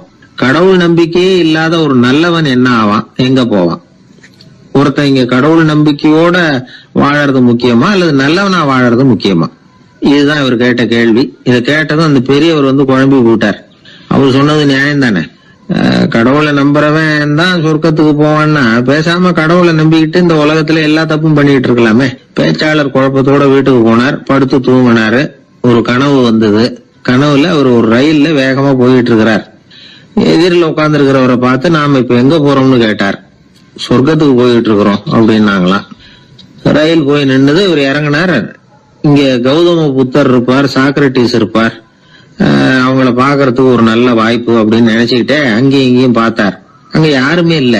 ஒரே பாலைவனம் மாதிரி இருக்குது. பச்சை இல்ல, பசுமை இல்ல, பூக்கள் இல்ல, மரம்லாம் மொட்டையா நிக்குது. எலும்பும் தோலுமா சில முனிவர்கள் அங்கேயும் இங்கேயுமா உட்கார்ந்து இருக்கிறாங்க. இவர் அவங்க கிட்ட போய் இந்த புத்தர், சாக்ரட்டிஸ் இவங்க எல்லாம் எங்க இருக்கிறாங்கன்னு கேட்டாராம். அப்படி யாரும் இங்க இல்லையே, அவங்க எல்லாம் யாரு அப்படின்னு திருப்பி கேட்டிருக்கிறாங்க. இவருக்கு அதிர்ச்சியா போச்சு. அப்படின்னா அவங்க எங்க போயிருப்பாங்க? உடனே ரயில் நிலையத்துக்கு ஓடி வந்தார். அப்பதான் நரகத்துக்கு ஒரு ரயில் புறப்பட்டு இருந்தது. அங்க இருந்து அதுல ஏறி உட்கார்ந்தார். ரயில் வேகமா போச்சு. நரகம் நெருங்க நெருங்க காற்று குளிர்ச்சியா வீச ஆரம்பிச்சுதான். வெளியில பசுமையா இருந்துதான். அழகான மலர்கள், அழகான நீர்நிலைகள், நந்தவனங்கள், ரொம்ப அருமையா இருக்குது. ரொம்ப அங்க இருந்தவங்க எல்லாம் ரொம்ப மகிழ்ச்சியா உல்லாசமா வேற இருந்திருக்கிறாங்க. எங்க பார்த்தாலும் ஆடல் பாடல் உற்சாகம். இவரு ரயில விட்டு இறங்கினார். அவருக்கு சந்தேகம், இதுவா நரகம் அப்படின்னு விசாரிச்சிருக்காரு. ஆமா இதுதான் நரகம்னாங்களாம். எனக்கு ஒரு சந்தேகம் இருக்காரு. என்னன்னு கேட்டிருக்காங்க. கௌதம புத்தரும் சாக்ரட்டிஸும் லாவோஸும் இவங்க மாதிரி இன்னும் பல பேரும் கடவுள் நம்பிக்கை இல்லாதவங்க, அவங்க எல்லாம் இங்க இருக்கிறாங்களா அப்படிங்கறதுதான் என்னுடைய சந்தேகம் அப்படின்னாராம். இப்ப அவங்க சொல்லிருக்கிறாங்க, இப்ப நீங்க பாக்குறீங்களே பசுமையும் பச்சை பயிர்களும் ஆடல் பாடல்களும் அழகிய மலர்களும், இது எல்லாமே கௌதம புத்தரும் சாக்ரட்டிஸும் அது மாதிரி மகான்களும் இங்க வர ஆரம்பிச்ச பிறகுதான் உண்டாக ஆரம்பிச்சது. இந்த பிரதேசத்தை அவங்க அப்படியே மாத்திவிட்டாங்க. இப்போலாம் இங்க இருக்கிறவங்க யாரும் சொர்க்கத்துக்கு போறதுக்கே ஆசைப்படுறது இல்ல அப்படின்னாங்களாம். இந்த அதிர்ச்சியிலேயே அந்த பெரியவர் கனவு கலைஞ்சி மூச்சுக்கிட்டார். இதுல இருக்கிற கருத்து என்னன்னா, நல்லவர்கள் எங்க இருக்கிறாங்களோ அந்த இடத்துக்கு பேரு தான் சொர்க்கம். சொர்க்கம் நரகம்ங்கிறதெல்லாம் ஆன்மீக பண்புகள், அவ்வளவுதான். கீழே விழுந்தாதானே எழுந்திருச்சு நிக்க முடியும். அதனால எழுந்திருக்கணும்னு நினைக்கிறவங்க முதல்ல கீழே விழணும். இவர் முதல்ல கீழே விழணும், அதுக்கப்புறம் தான் எழுந்திருக்கிறது எப்படின்னு சிந்திக்க முடியும். இந்த உலகத்துல எல்லாருமே கீழே விழுந்து எழுந்தவர்கள் தான். இப்ப இந்த குழந்தை பருவத்துல கீழே விழாம நடைபயில கற்றுக்கிட்டவங்க யாராவது உண்டா? சின்ன வயசுல ஒரு தடவை கூட கீழே விழல சார், அப்படியே பிறந்தார் வளர்ந்தார் பெரியவர் ஆயிட்டார் அப்படின்னு யாரையும் சொல்ல முடியாது. அதனால மனுஷங்கிறவன் விழுந்து புரண்டு எழுந்துதான் நடக்க கத்துக்கிறான். ஒரு உண்மையை நாம எல்லாரும் புரிஞ்சுக்கணும். இந்த உலகத்துல தவறு செய்யாத மனிதர்களே யாரும் கிடையாது. அப்படி இருக்கிறப்போ எப்போதாவது நாம தவறு பண்ணிவிட்டோம்னா அதுக்காக மனசு உடைஞ்சு போயிடக்கூடாது, வாழ்க்கையில வெறுப்பு வந்துடக்கூடாது. ஒரு தவறு நடந்துட்டுதா அதுக்காக மனசு உடைஞ்சு போடாதீங்க, அதை ஒரு பாடமா எடுத்துக்கங்க. அதே தவறு மறுபடியும் நடக்காம வேணும்னா பாத்துக்கலாம், அது போதும். தடைக்கல்ல படிக்கல்லாம் மாத்திக்கணும், இதுதான் இதுல முக்கியம். ஒரு அலுவலகம், அங்க ஒரு அதிகாரி, அவர் உயர்ந்த பதவியில் இருந்தார், சிறந்த நிர்வாகின்னு பேர் வாங்கினவர். அவர் தனக்கு கீழே வேலை செய்யறவங்க கிட்ட எல்லாம் சொல்லுவாராம், இந்த நிறுவனத்துல நீங்க எத்தனை தடவை வேணும்னாலும் தவறுகள் செய்யலாம், ஆனா ஒரே விஷயம் என்னன்னா ஒரே தவறை மறுபடியும் செய்யக்கூடாது, அது முக்கியம் அப்படின்பாராம். இதை மேம்போக்கா பார்த்தா அவர் ஏதோ தன்னுடைய ஊழியர்களை தவறு செய்ய தூண்டுறது மாதிரி தெரியும். ஆனா உண்மை அப்படி இல்லை. இன்னைக்கு என்ன நடக்குது தெரியுமா? அநேகமா எல்லா மனிதர்களுமே ஒரே தவறை தான் மறுபடியும் மறுபடியும் செய்யறாங்க. விளையாட்டு வீரர்கள் ஒரே மாதிரியான தவறுகளை திரும்ப திரும்ப செய்யறது உண்டு. கணக்கு எழுதுறவங்கள பாருங்க, ஒரே தப்ப மறுபடியும் மறுபடியும் செய்வாங்க. அலுவலகம் வருகிறவர்களை கவனிங்க, ஒரு நாள் தாமதமா வந்தா பரவாயில்ல, தினமும் தாமதமா வருவாங்க. இது மாதிரி செய்த தவறையே திரும்ப திரும்ப செய்யறதுக்கு என்ன காரணம் அப்படின்னா சோம்பல், ஞாபக மறதி, கவனக்குறைவு, தன்னுடைய திறமை பேர்ல அளவுக்கு மீறிய நம்பிக்கை, இப்படி இதுல ஏதாவது ஒரு காரணமா இருக்கலாம் அப்படிங்கிறாங்க இது பற்றி ஆய்வு செய்கிற வல்லுநர்கள். ஒரு தடவை செஞ்ச தவிர மறுபடியும் செய்யறது இல்லைன்னு முடிவு செஞ்சுக்கிட்டு அதை செயல்படுத்த கத்துக்கணும், அது போதும், வாழ்க்கை வெற்றிகரமா அமையும் அப்படிங்கிறாங்க அந்த அனுபவசாலிகள். அதனால வெற்றிகரமா வாழ்க்கையில நடைபோட விரும்பும் இளைஞர்கள் தவிர்க்க வேண்டியது என்னன்னா, முதல்ல சோம்பலை தவிருங்கள், சுறுசுறுப்பாக இயங்குங்கள் அப்படிங்கறது அவங்க அறிவுரை. ரெண்டாவது ஞாபக மறதி, எந்த செயல்லையும் ஈடுபாடு வேணும், அக்கறை வேணும். மூணாவது கவனக்குறைவு, எதையும் அலட்சியப்படுத்தக்கூடாது. நாலாவது என்னால முடியாதது எதுவுமே கிடையாது அப்படிங்கிற அளவுக்கு மீறிய நம்பிக்கை, அது ஆபத்துல கொண்டு போய் விட்டுரும். அதனால முதல் தவறு உங்களுக்கு ஒரு பாடமா அமையணும். ஒரு மனிதர், அவர் தன்னுடைய 2 காதுலையும் கட்டு போட்டுக்கிட்டு வந்தார். அவருடைய நண்பர் அதை கவனிச்சுட்டார். என்ன சார் ஆச்சு, 2 காதுலையும் கட்டு போட்டுருக்கீங்களே அப்படின்னு விசாரிச்சார். ஒண்ணுமில்ல சார், வீட்டில் ரொம்ப ஆர்வமா டிவியில கிரிக்கெட் மேட்ச் பார்த்துக்கிட்டு இருந்தேன். அப்போ என்னுடைய மனைவி துணிகளுக்கு அயர்ன் பண்ணிக்கிட்டு இருந்தாங்க. அயர்ன் பாக்ஸை அப்படியே வச்சுட்டு அடுப்பங்கரைக்கு போயிட்டாங்க. அந்த சமயம் பார்த்து டெலிஃபோன் பண்ணி அடிச்சுது. அவசரமா ஓடி போய் அதை எடுத்து காதில் வச்சேன். அப்பதான் தெரியும் அது அயர்ன் பாக்ஸுங்கிற விஷயம். சூடா இருந்ததா, சுட்டு விட்டுது அப்படின்னார். ஒரு காது சரி சார், 2 காதும் ஏன் அப்படி ஆச்சு அப்படின்னு கேட்டார். அதே ஆளு மறுபடியும் போன் பண்ணா சார் அப்படின்னாரு இவர். இவர் எவ்வளவு தூரம் யோசிச்சிருப்பார் பாருங்க. அதனால ஒரு தவறு மறுபடியும் நடக்கக்கூடாது, முதல் தவறு உங்களுக்கு ஒரு பாடமாக அமையட்டும் அப்படிங்கிறது தான் இதுல இருந்து நாம தெரிந்து கொள்ள வேண்டிய கருத்து. அதனால தவறுகள் அதெல்லாம் தடைக்கெல்லாம் நினைக்க வேண்டாம், படிக்கெல்லாம் நினைப்போம். அப்படி நினைச்சோம்னா வாழ்க்கையில வெற்றி நிச்சயம். கொஞ்சம் தூரத்துல நாம நிக்கிறோம், எட்டத்துல இருந்துகிட்டு அவரை கவனிக்கிறோம். அவர் போன்ல பேசுறத, அவர் பேசுகிற வார்த்தைகள் என்ன அப்படிங்கறது நம்ம காதுல விழல. ஆனாலும் அவர் பேசிக்கிட்டு இருக்கிறது நல்ல செய்தியா கெட்ட செய்தியா அப்படிங்கறத நம்மால யூகிக்க முடியும். மகிழ்ச்சியான செய்தியை பேசும்போது முகம் மலருது, புன்னகை பூக்குது. இதுல ஒண்ணு நீங்க கவனிக்கணும், தொலைபேசியில நாம பேசுறப்போ நம்மோட பேசுறவர் எதிரில் இல்லை, அவர் தொலைபேசி வழியா நம்ம குரலை மட்டும்தான் கேட்க போறார், நம்ம முகத்தை அவர் பார்க்க போறது இல்லை. அப்படி இருந்தும் அப்ப நம்ம முகம் ஏன் மலரணும் அப்படின்னா இதுதான் உடல் மொழி, பாடி லாங்குவேஜ் அப்படின்னு சொல்றாங்க. நம்ம அறியாமலேயே நம்ம உடம்பு செய்திகளை தெரிவிக்குது பாருங்க, அதுதான் உடல் மொழி. ஒரு மனிதர் தொலைபேசியில பேசிக்கிட்டு இருக்கிறத நீங்க தூரத்துல இருந்து கவனிச்சுக்கிட்டே அவர் நண்பரோட பேசுறாரா, மனைவியோட பேசுறாரா, குழந்தையோட பேசுறாரா, இல்ல மேல் அதிகாரி கிட்ட பேசுறாரா, அல்லது அவருக்கு கீழே பணிபுரிகிறவர்கள் கிட்ட பேசுறாரா அப்படிங்கறத கண்டுபிடிக்கலாம். அதுக்கு காரணம் அவருடைய உடல் மொழி. இந்த உடல் மொழி கூட நம்ம வாழ்க்கையின் முன்னேற்றத்துக்கு பயன்படும். இதை பத்தியெல்லாம் கூட சில நிபுணர்கள் ஆராய்ச்சி பண்ணி பார்த்திருக்கிறாங்க. அவங்க சில விவரங்களை சொல்றாங்க. குறிப்பா ஒருத்தர் தன்னுடைய நாற்காலியில கிட்டத்தட்ட படுத்துக்காத குறையா உட்கார்ந்துருக்கிறாருன்னு வச்சுக்கோங்க. எதிர இருக்கிறவர் பேசுறது அவருக்கு பிடிக்கலன்னு அர்த்தமா. தலையை சொரிஞ்சுக்கிறது, வேற வேற திசைகளில் பார்க்கறது, கொட்டாவி விடுறது, கால்களை மாத்தி போட்டு உட்கார்றது, களைப்பா கை விரல்களை அப்படியே பின்னிக்கிறது, அடிக்கடி கடிகாரத்தை பார்க்கறது, இப்படிலாம் ஒருத்தர் பண்ணிக்கிட்டு இருக்கிறாருன்னா நாம் கூடிய சீக்கிரம் அந்த இடத்த விட்டு எழுந்திரிச்சு வந்துடுறது நல்லது. ஏன்னா இதெல்லாம் அவருடைய சலிப்பு, சோர்வு, ஆர்வமின்மை இதுக்கு அடையாளங்கள்.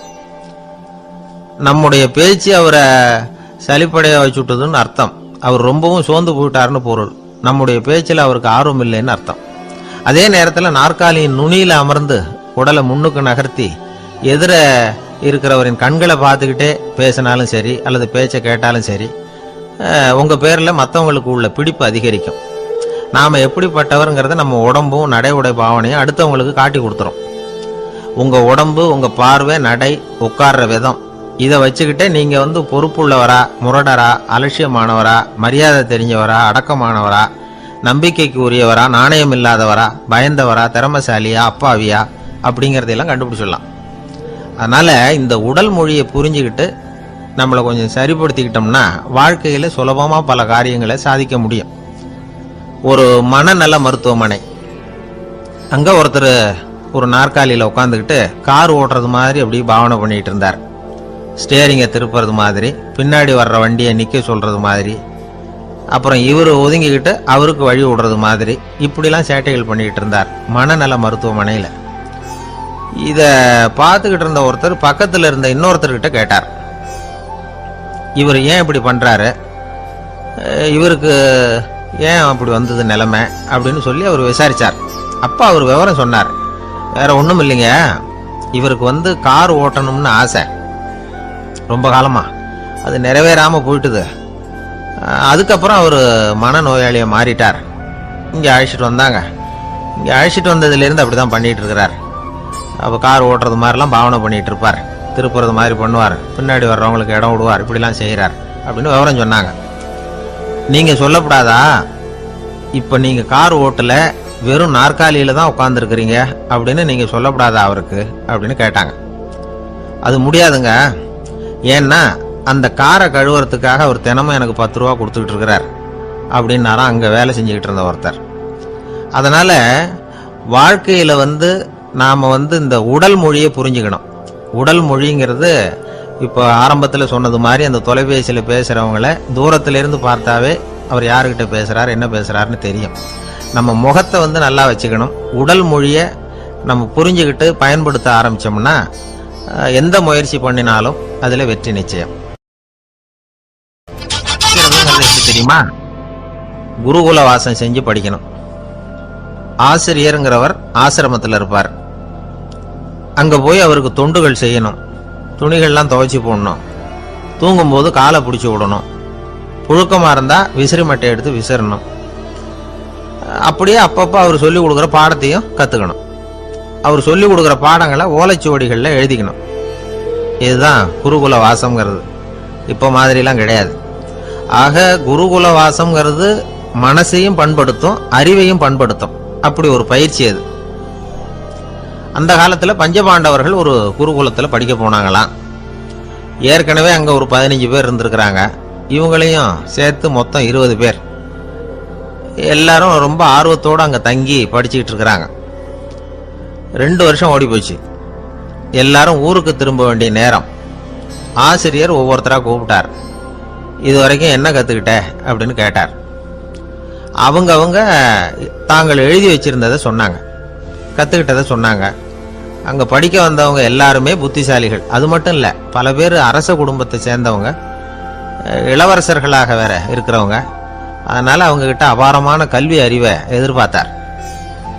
ஒருத்தன் தான் எழுதி வச்சிருந்த சரித்திர பாடம் பூராவையும் படித்து காட்டினான். இன்னொருத்தன் தான் எழுதி வச்சிருந்த பூகோள பாடம் பூராவையும் படித்து காட்டினான். இப்படி ஒவ்வொருத்தராக அவங்க படித்தது என்னங்கிறத படித்து காட்டிவிட்டு போனாங்க. கடைசியாக தர்மர் வந்தார். பேசாமல் நிற்கிறார். தன் கையில் இருந்த ஓலைச்சுவடி கேட்டால் அவர் பிரிக்கவே இல்லை. ஆசிரியர் இவர்கிட்ட தான் அதிகமாக எதிர்பார்த்தார். ஆனால் இவரும் பேசாமல் நின்றுட்டு இருக்கிறார். நீ என்ன கற்றுக்கிட்ட சொல்லு, ஓலைச்சுவடியை பிரித்து படினார் அந்த முனிவர். தர்மர் அசையவே இல்லை. மெதுவாக சொன்னார், ஐயா, நான் கற்றுக்கிட்டது ஒன்று தான். அதுதான் வாழ்க்கையில் எனக்கு ரொம்ப முக்கியமான பாடமாக அமையும் அப்படின்னார். என்னது, என்கிட்ட 2 வருஷ காலமாக படிச்சு விட்டு கடைசியில் கற்றுக்கிட்டது ஒன்று தானா அப்படின்னார் முனிவர். அவருக்கு ஒன்றும் புரியல. மற்ற மாணவர்களை விட இவர் பண்புகளில் உயர்ந்தவர், அறிவில் சிறந்தவர், வயசில் முதிர்ந்தவர். இவரே இப்படி சொன்னால் மற்றவங்க நிலைமை என்னத்துக்கு ஆறுது? அவங்க ரொம்பவும் கெட்டு போயிடுவாங்களே அப்படின்னு அவர் யோசனை பண்ணார். தர்மா, நல்லா யோசனை பண்ணி பதில் சொல்லு. 2 வருஷமாக நீ கற்றுக்கிட்டது என்ன அப்படின்னு தானே நான் கேட்குறேன். அதை கொஞ்சம் யோசனை பண்ணி சொல்லுன்னார் முனிவர் கொஞ்சம் கோபமா. தர்மர் முகத்தில் எந்த மாறுதலுமே இல்லை. இல்லையா, 2 வருஷமாக நான் கற்றுக்கிட்ட முக்கியமான பாடம் ஒன்றே ஒன்று தான்னார். இப்போ அந்த முனிவருக்கு கோபம் அதிகமாக வந்துடுச்சு.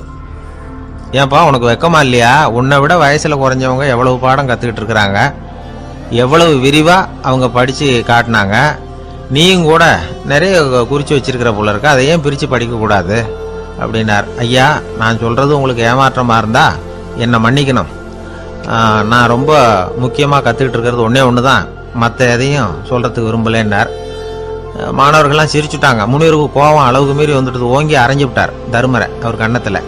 தருமர் கண்ணை செவந்து போட்டுது, கண்கள் கலங்கி போச்சு. ஆனாலும் அவர் அமைதியை இழக்கலை, தலை குனிஞ்சு நிற்கிறார். இவருடைய புடிவாதம் முனிவருக்கு இன்னும் ஆத்திரத்தை உண்டாக்கி விட்டது. இன்னொரு கண்ணத்திலே அரைஞ்சார். எல்லாரும் பயந்து போய் அமைதியாக நின்றுட்டு இருக்கிறாங்க. முனிவர் கத்துறார், அப்படி நீ கற்றுக்கிட்ட அந்த முக்கியமான பாடம் தான் என்ன, அதையாவது சொல்லு அப்படின்னார். ஐயா, அதை மட்டும் ஒரு ஓலைச்சுவடியில் தனியாக குறித்து வச்சிருக்கிறேன், இந்தாங்க, இதை நீங்களே படித்து பாருங்கன்னார். தருமர் ஓலைச்சுவடியை நீட்டினார். முனிவர் அதை வாங்கி பிரித்தார், சத்தம் போட்டு படித்தார்.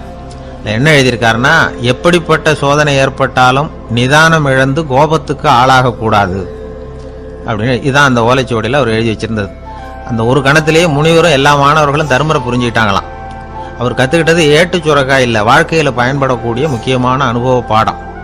முனிவர் கண்களில் கண்ணீர். தர்மரை அன்போட கட்டி தழுவிக்கிட்டார். அப்புறம் சொன்னார், தர்மா, என்னை மன்னிச்சிரு, நீ மாணவன் இல்லை, ஆசிரியன். நான் இதுவரைக்கும் தெரிஞ்சிக்காத அனுபவ பாடத்தை நீ இப்போ எனக்கு கற்றுக் கொடுத்துட்ட அப்படின்னு சொன்னாராம். அதனால் நிதானம் தவறக்கூடாதுங்கிறது ரொம்ப முக்கியமான ஒரு செய்தி. ஒரு ஆசிரியர் மாணவனை ஒரு கன்னத்தில் ஓங்கி அரைஞ்சுட்டார். இவன் நிதானம் தவறல, அமைதியாக நின்றுக்கிட்டு இருந்தான். அவர் ஒரு தடவை அரைஞ்சதும் எப்படி உன்னால் நிதானம் தவறாமல் இருக்க முடிஞ்சுது அப்படின்னு கேட்டாங்க நண்பர்கள். அவன் சொன்னான், நான் நிதானம் தவறி இருந்தா எங்கள் வாத்தியார் இன்னொரு கன்னத்துலையும் அரைஞ்சிருப்பார், அது அதை விட பலமாக இருக்கும், அதனால தான் நான் அப்படி இருந்தேன் அப்படின்னு நானான். ஆக நாம தெரிந்து கொள்ள வேண்டியது, வாழ்க்கையில நிதானம் தவறாமல் இருக்க வேண்டும். அதுதான் வெற்றியின் ரகசியம். ஒரு நண்பர்கிட்ட பேசிக்கிட்டு இருந்தேன். அவருடைய உறவினர் ஒருத்தர் ஒரு நேர்முக தேர்வுக்கு போயிருந்தாராம், இன்டர்வியூக்கு. ரொம்பவும் பொறுப்பாகவும் கவனமாகவும் செயல்பட வேண்டிய பதவிக்கான நேர்காணல் அது. இவர் எழுத்து தேர்வில் ஏராளமான மதிப்பெண்கள் வாங்கிவிட்டார். அதனால் அதை பற்றி கவலை இல்லை. இப்போ நேர்முக தேர்வில் தேர்வு பெறணும். ஏராளமான சான்றிதழ்கள் வச்சிருந்தார். நேர்காணலில் கேட்கப்பட்ட எல்லா கேள்விகளுக்கும் சரியான பதில தான் சொன்னார். இருந்தாலும் பாருங்க, அந்த நேர்முக தேர்வில் அவர் தேர்ந்தெடுக்கப்படலை. என்ன காரணம் அப்படின்னு பின்னாடி விசாரிச்சப்போ தான் விவரம் தெரிஞ்சுதான். அது என்ன ஆயிருக்குதுன்னா, அந்த நேர்காணலின் போது இவர் நடந்துகிட்ட முறையில் சில தவறுகள் நடந்து போச்சான்.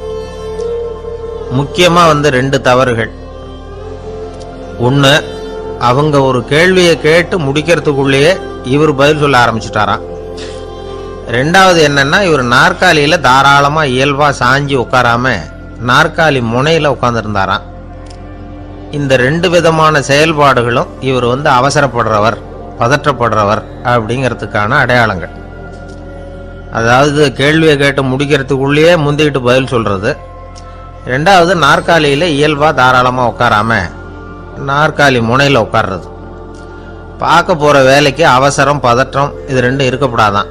அதனால மார்க் இருந்தும் சர்டிபிகேட் இருந்தும் அந்த வேலை வாய்ப்பு அவருக்கு கிடைக்கல. வேலை கொடுக்கறவங்க நம்ம கிட்ட இருந்து என்னதான் எதிர்பார்க்கறாங்க, இதை தெரிஞ்சு வச்சுக்கிறது நல்லது. முதல்ல, மற்றவர்களுடன் தொடர்பு கொள்ளும் திறமை, அதாவது எபிலிட்டி டு கம்யூனிகேட். நீங்க நினைக்கிறத அழகா தொகுத்து வகைப்படுத்தி சொல்ல தெரியுதான்னு பார்ப்பாங்க. உங்க திட்டங்களை அடுத்தவங்க ஏற்றுக்கொள்ளக்கூடிய விதத்துல வெளிப்படுத்துறதுக்கு உங்களால முடியுதான்னு பார்ப்பாங்க. இதுக்கு என்ன செய்யறது? குழப்பம் இல்லாம சிந்திக்கணும், குழப்பம் இல்லாம பேசணும். 2வது விஷயம் என்னன்னா புத்திசாலித்தனம், அதாவது இன்டெலிஜென்ஸ். ஏத்துக்க போற வேலையை நல்ல விதமா செய்ய முடியுமா உங்களால? அதை எந்தெந்த வழியில செய்யலாம், அப்படிங்கிறத உங்களால் தீர்மானிக்க முடியுமா? அந்த வேலைக்கான புது புது யோசனைகளை உங்களால் சொல்ல முடியுமா அப்படின்னு பார்ப்பாங்க. இது இன்டெலிஜென்ஸ். மூணாவது தன்னம்பிக்கை, அதாவது செல்ஃப் கான்ஃபிடன்ஸ். உங்களுக்கு அது உண்டா அப்படிங்கிறத கவனிப்பாங்க. எந்த சூழ்நிலையையும் சமாளிக்கணும், எப்படிப்பட்ட மனிதர்களையும் சமாளிக்கிற தைரியம் வேணும், அடுத்தவங்களை நமக்கு சாதகமாக திருப்பக்கூடிய தன்னம்பிக்கை வேணும். நாலாவது பொறுப்புகளை முன்வந்து ஏற்றுக்கொள்ளுதல், வில்லிங்னஸ் டு அக்செப்ட் ரெஸ்பான்சிபிலிட்டி. பொறுப்புகள்ல இருந்து நழுவி போக ஆசைப்படாம செஞ்சு முடிக்கணும். அஞ்சாவது முன் வருதல், இனிஷியேட்டிவ். வேலையோட முக்கியத்துவம் உணர்ந்து அதை ஏத்துக்கிட்டு தகுந்த நடவடிக்கைகளை தயங்காம எடுக்கிறதுக்கு முன் வரணும். ஆறாவது என்னன்னு கேட்டீங்கன்னா தலைமைத்துவம், லீடர்ஷிப். 4 பேருக்கு தலைமை தாங்கி நல்ல விதத்தில் நடந்துக்க தெரியுதா? ஏழாவது கற்பனை திறன், இமேஜினேஷன். சில பிரச்சனைகள் வரக்கூடும் அப்படின்னு முன்கூட்டியே யூகிச்சு அதுக்கு தகுந்த மாதிரி நடவடிக்கை எடுக்கிற திறமை உண்டா அப்படிங்கிறத பார்ப்பாங்க. எட்டாவது என்னன்னா வளைந்து கொடுத்தல், ஃபிளெக்சிபிலிட்டி. சூழ்நிலைக்கு தகுந்த மாதிரி, மாற்றங்களுக்கு தகுந்த மாதிரி அனுசரித்து நடந்துக்கிறதுக்கு தெரியுதா உங்களுக்கு அப்படிங்கிறத கவனிப்பாங்க. அடுத்தது திறமைகளை வெளிக்கொணரும் திறமை, இன்டர்பர்சனல் ஸ்கில்ஸ். அடுத்தவங்க கிட்ட இருக்கிற திறமையை கண்டுபிடிச்சி அதை நல்ல விதத்தில் ஊக்கப்படுத்தி பயன்படுத்த தெரியுதா அப்படின்னு பார்ப்பாங்க. ஆறாவது சுய அறிவு, செல்ஃப் நாலேஜ்.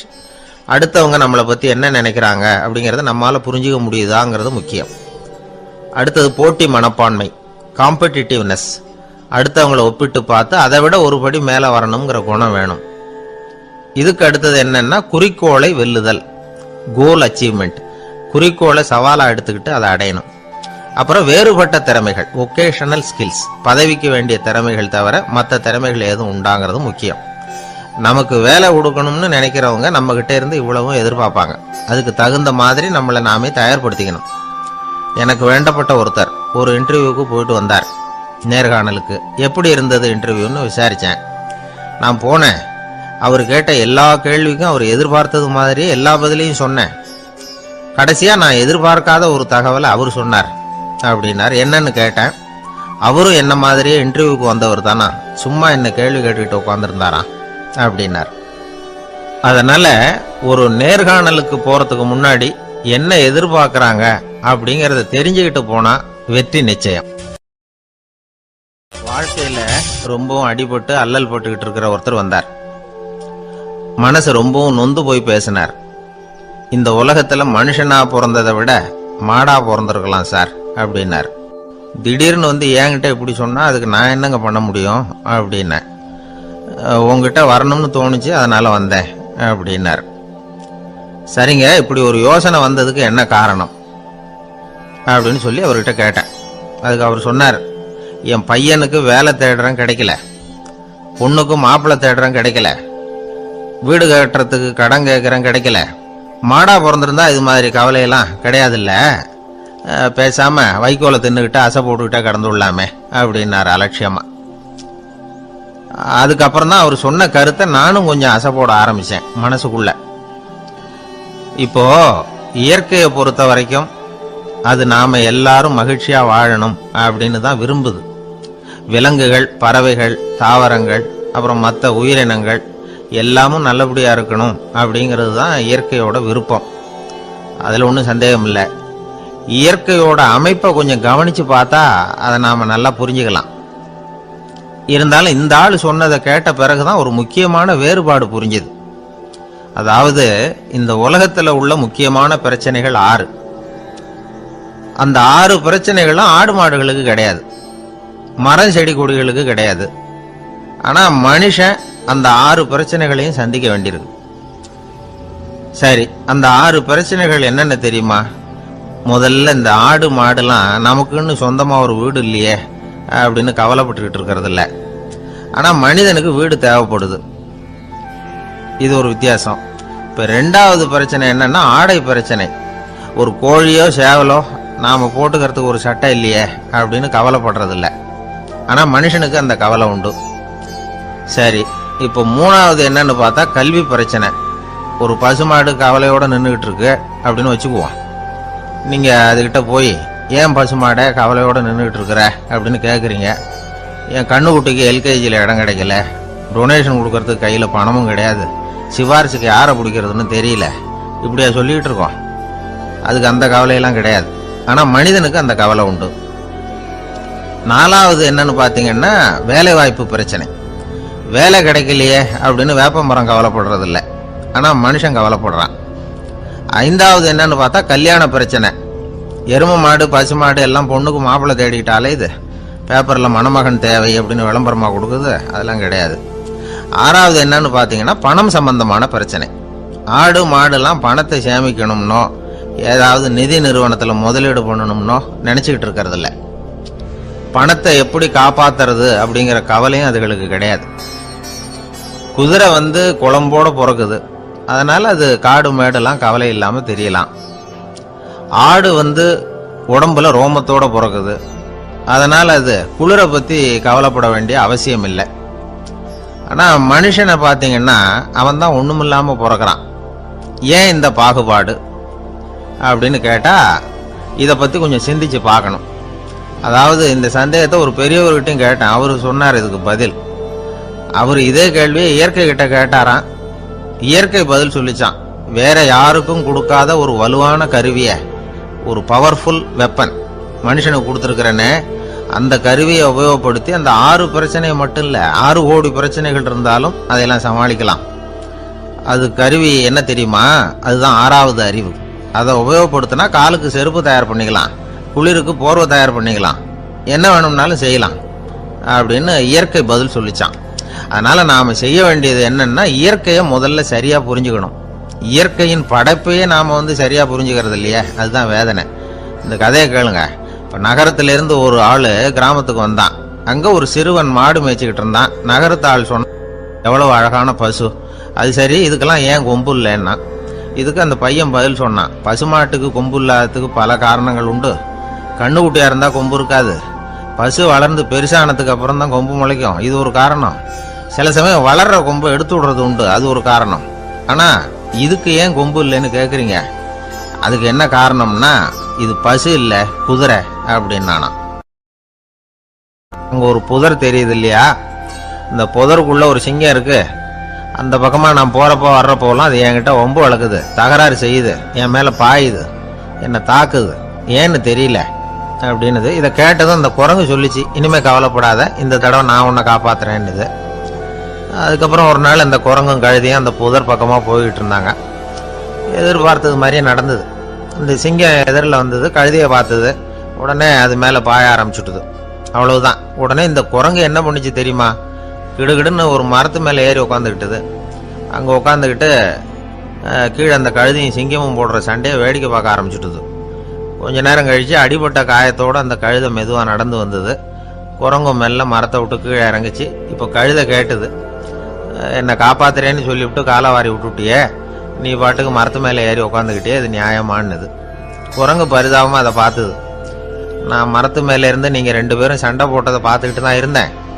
உன்னோட சத்தம் தான் அதிகமாக இருந்தது, அது நீ சிரிக்கிற மாதிரி எனக்கு கேட்டுது, அதனால் நீ தான் ஜெயிச்சுக்கிட்டு இருக்க போல இருக்கு அப்படின்னு நினச்சிவிட்டேன்னு.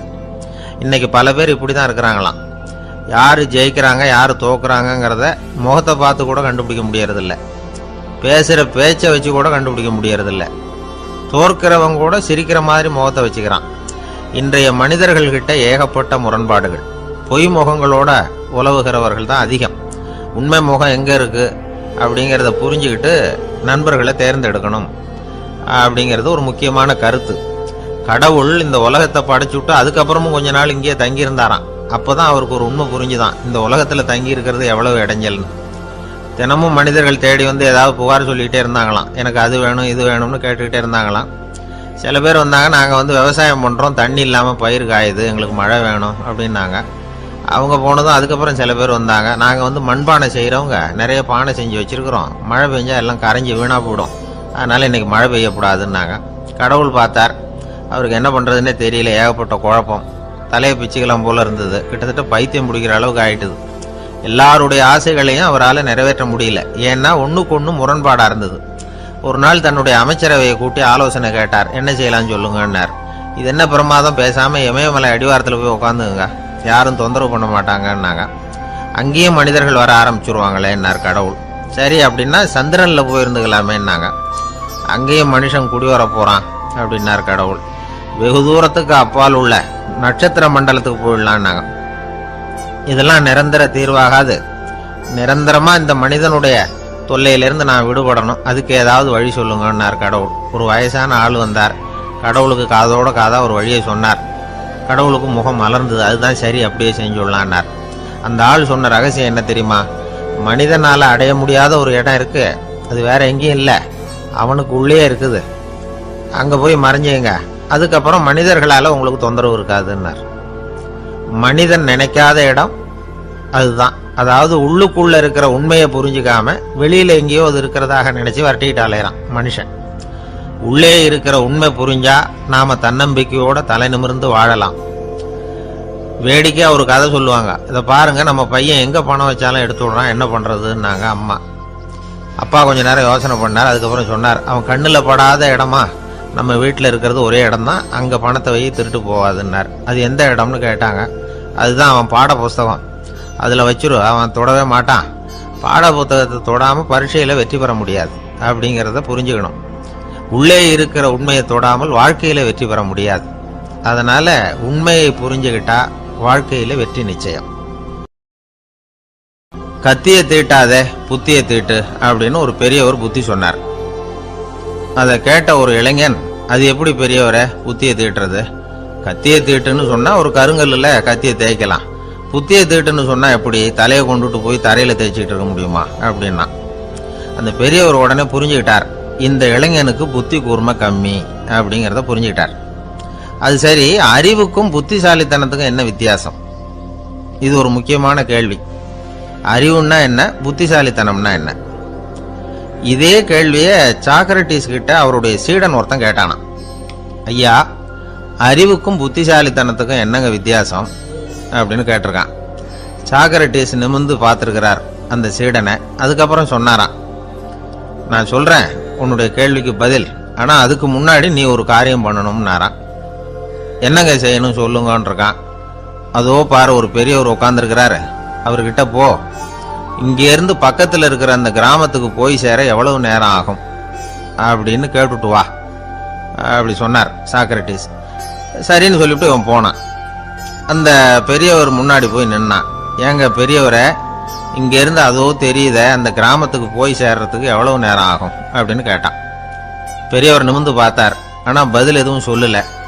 இவன் மறுபடியும் ஒரு தடவை அதே கேள்வி அவர்கிட்ட கேட்டான். என்னங்க, நான் கேட்கறது உங்க காதல விழுதா? அந்த கிராமத்துக்கு போய் சேர்றதுக்கு எவ்வளோ நேரம் ஆகும் அப்படின்னு சொல்லி மறுபடியும் கேட்டான். அப்பவும் அவர் பதில் சொல்லல. உடனே அவன் மனசுக்குள்ள முடிவு பண்ணிக்கிட்டான், சரி பெரியவர் ஒரு மாதிரியா தெரிகிறார், புத்தி சுவாதீனம் சரியில்லாத ஒரு மாதிரி தெரியுது அப்படின்னு நினச்சிக்கிட்டே வந்த வழியிலேயே திரும்பி வந்துட்டான். கொஞ்சம் தூரம் நடந்திருப்பான். இப்போ அந்த பெரியவர் மறுபடியும் கூப்பிட்டார், இளைஞனே இப்படி வாடினார்.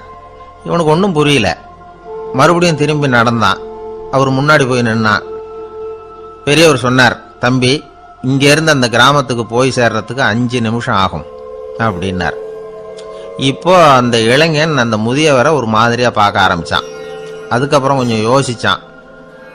பிறகு அவர்கிட்டே கேட்டுட்டான், ஏங்க பெரியவரை, இதே பதில அப்பவே என்கிட்ட சொல்லியிருக்கலாமே, என்னை திரும்பி போன்னு சொல்லிவிட்டு பாதி தூரம் போனதுக்கு அப்புறம் மறுபடியும் கூப்பிட்டு அதுக்கப்புறம் இப்படி சொல்றீங்களே, இது நியாயமா அப்படின்னா. பெரியவர் சிரிச்சார். அதுக்கப்புறம் சொன்னார், ஏன்பா, நீ எவ்வளவு வேகமா நடக்கிறேங்கிறத பார்க்காம நீ கிராமத்துக்கு போய் சேர வேண்டிய நேரத்தை எப்படி என்னால் சொல்ல முடியும்? அதனால தான் உன்னை கொஞ்சம் தூரம் நடக்க விட்டு உன்னுடைய நடையின் வேகம், அந்த கிராமம் இருக்கிற தூரம் ரெண்டையும் கணக்கு போட்டு அதுக்கப்புறம் நேரத்தை சொன்னேன்னார். சீடன் வந்து தலை குனிந்தான். அப்படியே திரும்பி வந்து சாக்ரட்டிஸ் முன்னாடி நின்னான். சாக்ரட்டிஸ் இப்போ சொல்றார், தம்பி, அதுக்கு பேர் தான் புத்திசாலித்தனம். இந்த அறிவு கூர்மை வந்து எல்லா இளைஞர்களுக்கும் வரணும் அப்படிங்கிறதுக்காகத்தான் கத்தியை தீட்டாத புத்தியை தீட்டு அப்படின்னு பெரியவங்கள்லாம் சொல்லிட்டு இருக்கிறாங்க. புத்தியை தீட்டுறவங்கெல்லாம் வாழ்க்கையில் அறிவாளியாராங்க, தீட்டாதவங்க கோமாளியாராங்க. இதுதான் இன்னைக்கு நடக்கிறது. அதனால அறிவு கூர்மைங்கிறது வேற. இந்த காலத்து ஆசாமி ஒருத்தர் இன்னொருத்தரை பார்த்து கேட்டார், ஏங்க, ஒரு விமானம் இங்கேருந்து புறப்பட்டு 2 மணி நேரத்தில் மதுரைக்கு போய் சேருது. நல்லா கவனிங்க, ஒரு விமானம் இங்கேருந்து புறப்பட்டு 2 மணி நேரத்தில் மதுரைக்கு போய் சேருது. அப்படின்னா என்னோட வயசு என்னன்னு கேட்டார். இவர் கேட்கறதுல ஏதாவது அர்த்தம் இருக்கா? அதாவது இங்கேருந்து புறப்பட்டு 2 மணி நேரம் ஆகுது மதுரைக்கு போகிறதுக்கு, அப்படின்னா என் வயசு என்னன்னு கேட்குறாரே. இதை கேட்ட உடனே அவர் பதில் சொன்னார். அப்படின்னா உங்களோட வயசு 20 அப்படின்னார். எப்படிங்க அவ்வளவு கரெக்டாக சொன்னீங்க அப்படின்னு கேட்டார். வேற ஒன்றும் இல்லை, எங்கள் பக்கத்து வீட்டில் ஒரு முழு பைத்தியம் இருக்கு, அதோட வயசு 40. அப்படின்னா உன் வயசு 20 தான் இருக்கணும் அப்படின்னார்.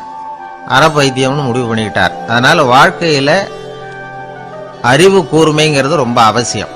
அந்த புத்திசாலித்தனம் இருக்கிறவங்க வாழ்க்கையில வெற்றி பெறுவது நிச்சயம். சாலை ஓரமா அழுதுகிட்டு உட்காந்துருந்தான். பிச்சை எடுத்து சாப்பிட்ற ஒருத்தன் அந்த பக்கமா வந்தான். இவனை பார்த்தான். ஏன் அழுதுகிட்டு உட்காந்துருக்கிற, என்னாச்சு உனக்கு அப்படின்னு கேட்டான். அதுக்கு இவன் சொன்னான், என்கிட்ட ஒண்ணுமே இல்லை, நான் இந்த உலகத்துல இருந்து என்ன பிரயோஜனம், அதனால தான் அழுதுகிட்டு இருக்கிறேன் அப்படின்னா. உன்கிட்ட மறைஞ்சிருக்கிற புதையல் என் கண்ணுக்கு நல்லா தெரியுது, அது உனக்கு புரியல, அதனால தான் அழுதுகிட்டு இருக்கிற அப்படின்னா. என்னது புதையல் இருக்குதா, உன் கண்ணுக்கு தெரியுதா அப்படின்னு கேட்டான். ஆமாம் எனக்கு தெரியுது, அந்த புதையலை நீ விற்கிறதுக்கு தயாராக இருக்கிறியா அப்படின்னு கேட்டான் இவன். இதை கேட்டதும் அந்த இளைஞனுக்கு ரொம்ப ஆச்சரியமாக போச்சு. என்னது இப்படி கேட்குறானே அப்படின்னு. என்கிட்ட ஒரு காசு கூட இல்லையே, அப்படி இருக்கிறப்போ புதையல் எங்கேருந்து வந்தது அப்படின்னா. இந்த நேரத்தில் அந்த பிச்சைக்காரன் சிரிச்சான். இப்படி தான் இந்த உலகத்தில் எல்லாரும் சொல்லிகிட்டு இருக்கிறாங்க, என்கிட்ட ஒன்றுமே இல்லை ஒன்றுமே இல்லைன்னு சொல்லி. ஆனால் அவங்கக்கிட்ட தான் புதையல் இருக்கு, நீ வேணும்னா என் கூட வா, நம்ம நாட்டு அரசர்கிட்ட போவோம், உங்ககிட்ட இருக்கிற புதையலை அவர் நல்ல விலைக்கு எடுத்துக்குவார் அப்படின்னா. அது எப்படி உனக்கு தெரியும்னா, இதுக்கு முன்னாடியும் இது மாதிரி பல பேரை நான் ராஜா கிட்ட அழைச்சிட்டு போயிருக்கிறேன், அதனால தான் உன்னை பார்த்தேன், உன்னையும் கூப்பிடுறேன், நீ சரின்னு சொன்னால் உன்னை அழைச்சிட்டு போகிறேன், உங்ககிட்ட இருக்கிற புதையில அவர் நல்ல விலை கொடுத்து எடுத்துக்குவார் அப்படின்னு சொன்னான். இவன் இப்படி சொல்கிறதும் அந்த இளைஞனுக்கு ஒன்றுமே புரியல. இது என்னது இந்த ஆள் இப்படி சொல்லிகிட்டு இருக்கிறான், நம்மக்கிட்ட என்ன இருக்குது, அதுவும் இல்லாமல் இவனே பிச்சை எடுத்து சாப்பிட்டுக்கிட்டு இருக்கிறான், இவன் போய் நம்மளை ராஜா கிட்ட அழைச்சிட்டு போகிறதா போகிறேங்கிறானே என்ன அப்படின்னு சொல்லி அவன் யோசனை பண்ணான். என்ன யோசிக்கிற, உனக்கு பணம் வேணும்னா என்னோட வா அப்படின்னா. இளைஞன் ஒரு முடிவுக்கு வந்தான். சரி, இங்கேயே உட்காந்துக்கிட்டு இருக்கிறத விட அங்கேயாவது போய் பார்ப்போமே, இங்கே அழுதுட்டு உட்காந்துருக்கிறதுல என்ன பிரயோஜனம், ஏதோ கூப்பிடுறான் போய் பார்த்துட்டு வருவோமே அப்படின்னு சொல்லி அவன் கூட புறப்பட்டான். பிச்சைக்காரன் முன்னாடி போயிட்டே இருக்கிறான், இந்த இளைஞன் பின்னாடி நடந்து போயிட்டு இருக்கான். 2 பேரும் அரண்மனையை நோக்கி போறாங்க. பாதி வழி போயிருப்பாங்க. வழியில் அந்த பிச்சைக்காரன் சொன்னான், இதை பாரு, முன்னாடியே சில விஷயங்களை நாம் பேசிக்க வேண்டியிருக்கு, சரியாக தெளிவாக முடிவு எடுத்துக்கிட்டு அதுக்கப்புறம் ராஜா கிட்ட போகணும். ஏன்னா அங்கே போய் அது முடியாது இது முடியாதுன்னு நாம் நமக்குள்ளே சண்டை போட்டுக்கிட்டு இருக்க முடியாது. ராஜாவுக்கு விலையை பற்றி கவலையே இல்லை, எவ்வளவு சொன்னாலும் நமக்கு பணம் கிடைச்சிரும். ஆனால் அதுக்கப்புறம் நான் இதை விற்கிறதுக்கு தயாராக இல்லைன்னு சொல்லிடக்கூடாது. அதனால் புதையலை விற்கிறதா இல்லையாங்கிறத இங்கேயே தெளிவாக முடிவு செஞ்சுக்கணும், இல்லைன்னா ராஜா கிட்ட போய் அங்கே போய் குழப்பிக்கிட்டு இருக்க முடியாது அப்படின்னு சொன்னான். இளைஞனுக்கு ஒன்றுமே புரியல. என்ன சொல்கிற நீ, என்கிட்டயா புதையலா, எங்கே இருக்குது அப்படின்னு சொல்லி குழம்பி போனான். இப்போ அந்த பிச்சைக்காரன் சொன்னான், இதை பாரு, இப்போ உதாரணத்துக்கு உன்னுடைய கண்களை எடுத்துக்கோ, அதுக்கு நீ என்ன விலை கேட்டுற போகிற, நான் அதுக்கு ராஜா கிட்ட இருந்து ஒரு 50,000 ரூபா வாங்கி தர முடியும். உன்னுடைய இருதயத்தை கொடுக்குறியா, 20 லட்சம் ரூபா வாங்கி தரேன். மூளையை கொடுக்குறியா, 30 லட்சம் வாங்கி தரேன். என்ன சொல்கிற அப்படின்னு சொல்லி இந்த பிச்சைக்காரன் பேசிக்கிட்டே போகிறான். இளைஞனுக்கு கோபம் வந்துட்டுது.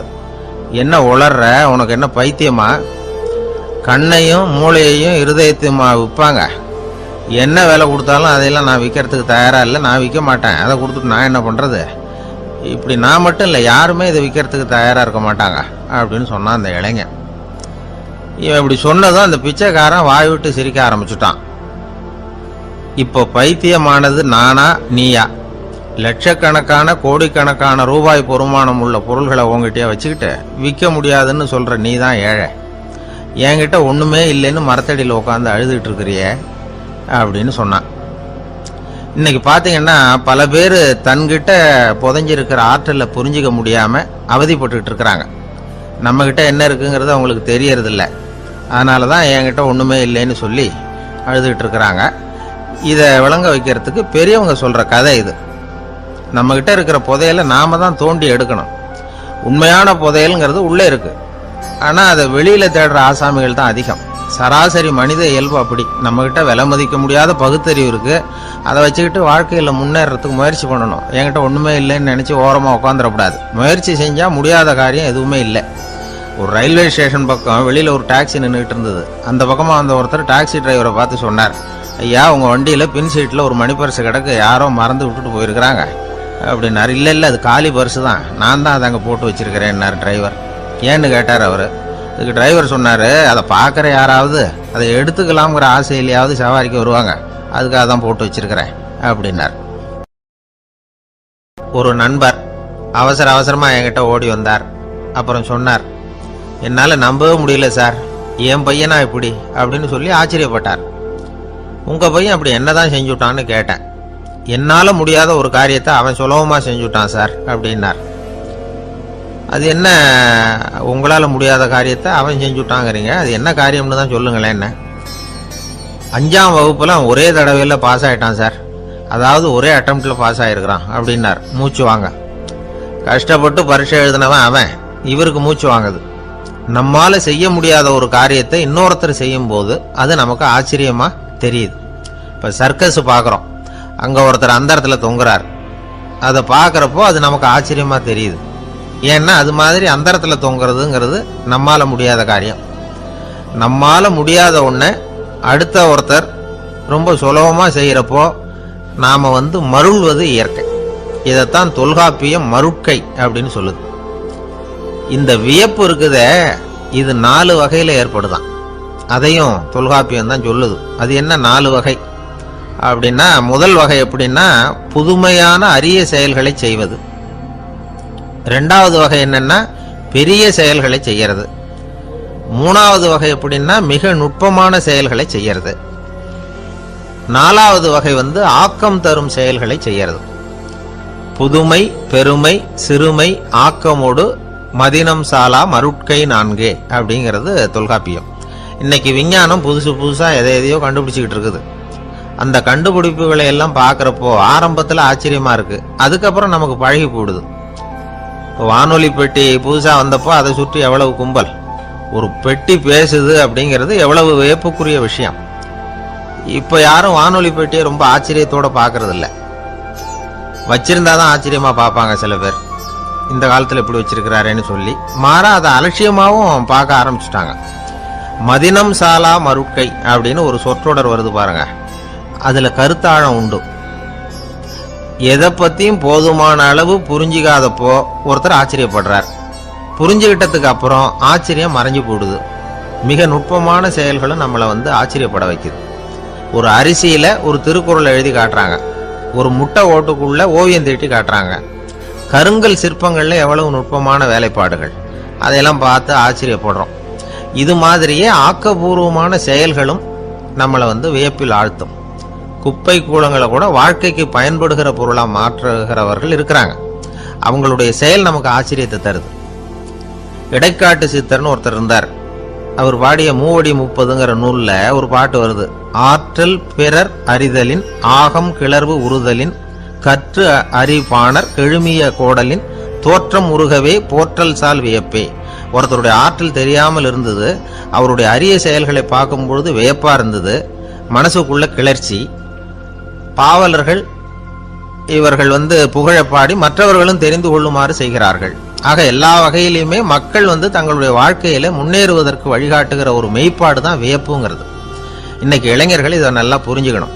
ஆச்சரியப்படுங்கள், ஆச்சரியப்பட வைப்பீர்கள். இந்த காலத்துல நம்ம எப்படி எல்லாமோ ஆச்சரியப்பட வைக்கிற அதிசய மனிதர்கள் இருக்கிறாங்க. ஒரு ஆளை பிடிச்சி ஜெயிலுக்கு கொண்டுட்டு வந்தாங்க. சிறை அதிகாரி அவனை ரொம்பவும் ஆச்சரியமா பார்த்தார்.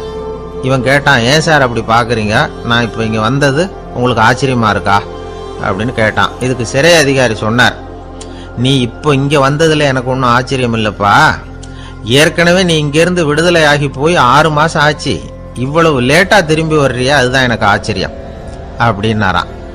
இது ஒரு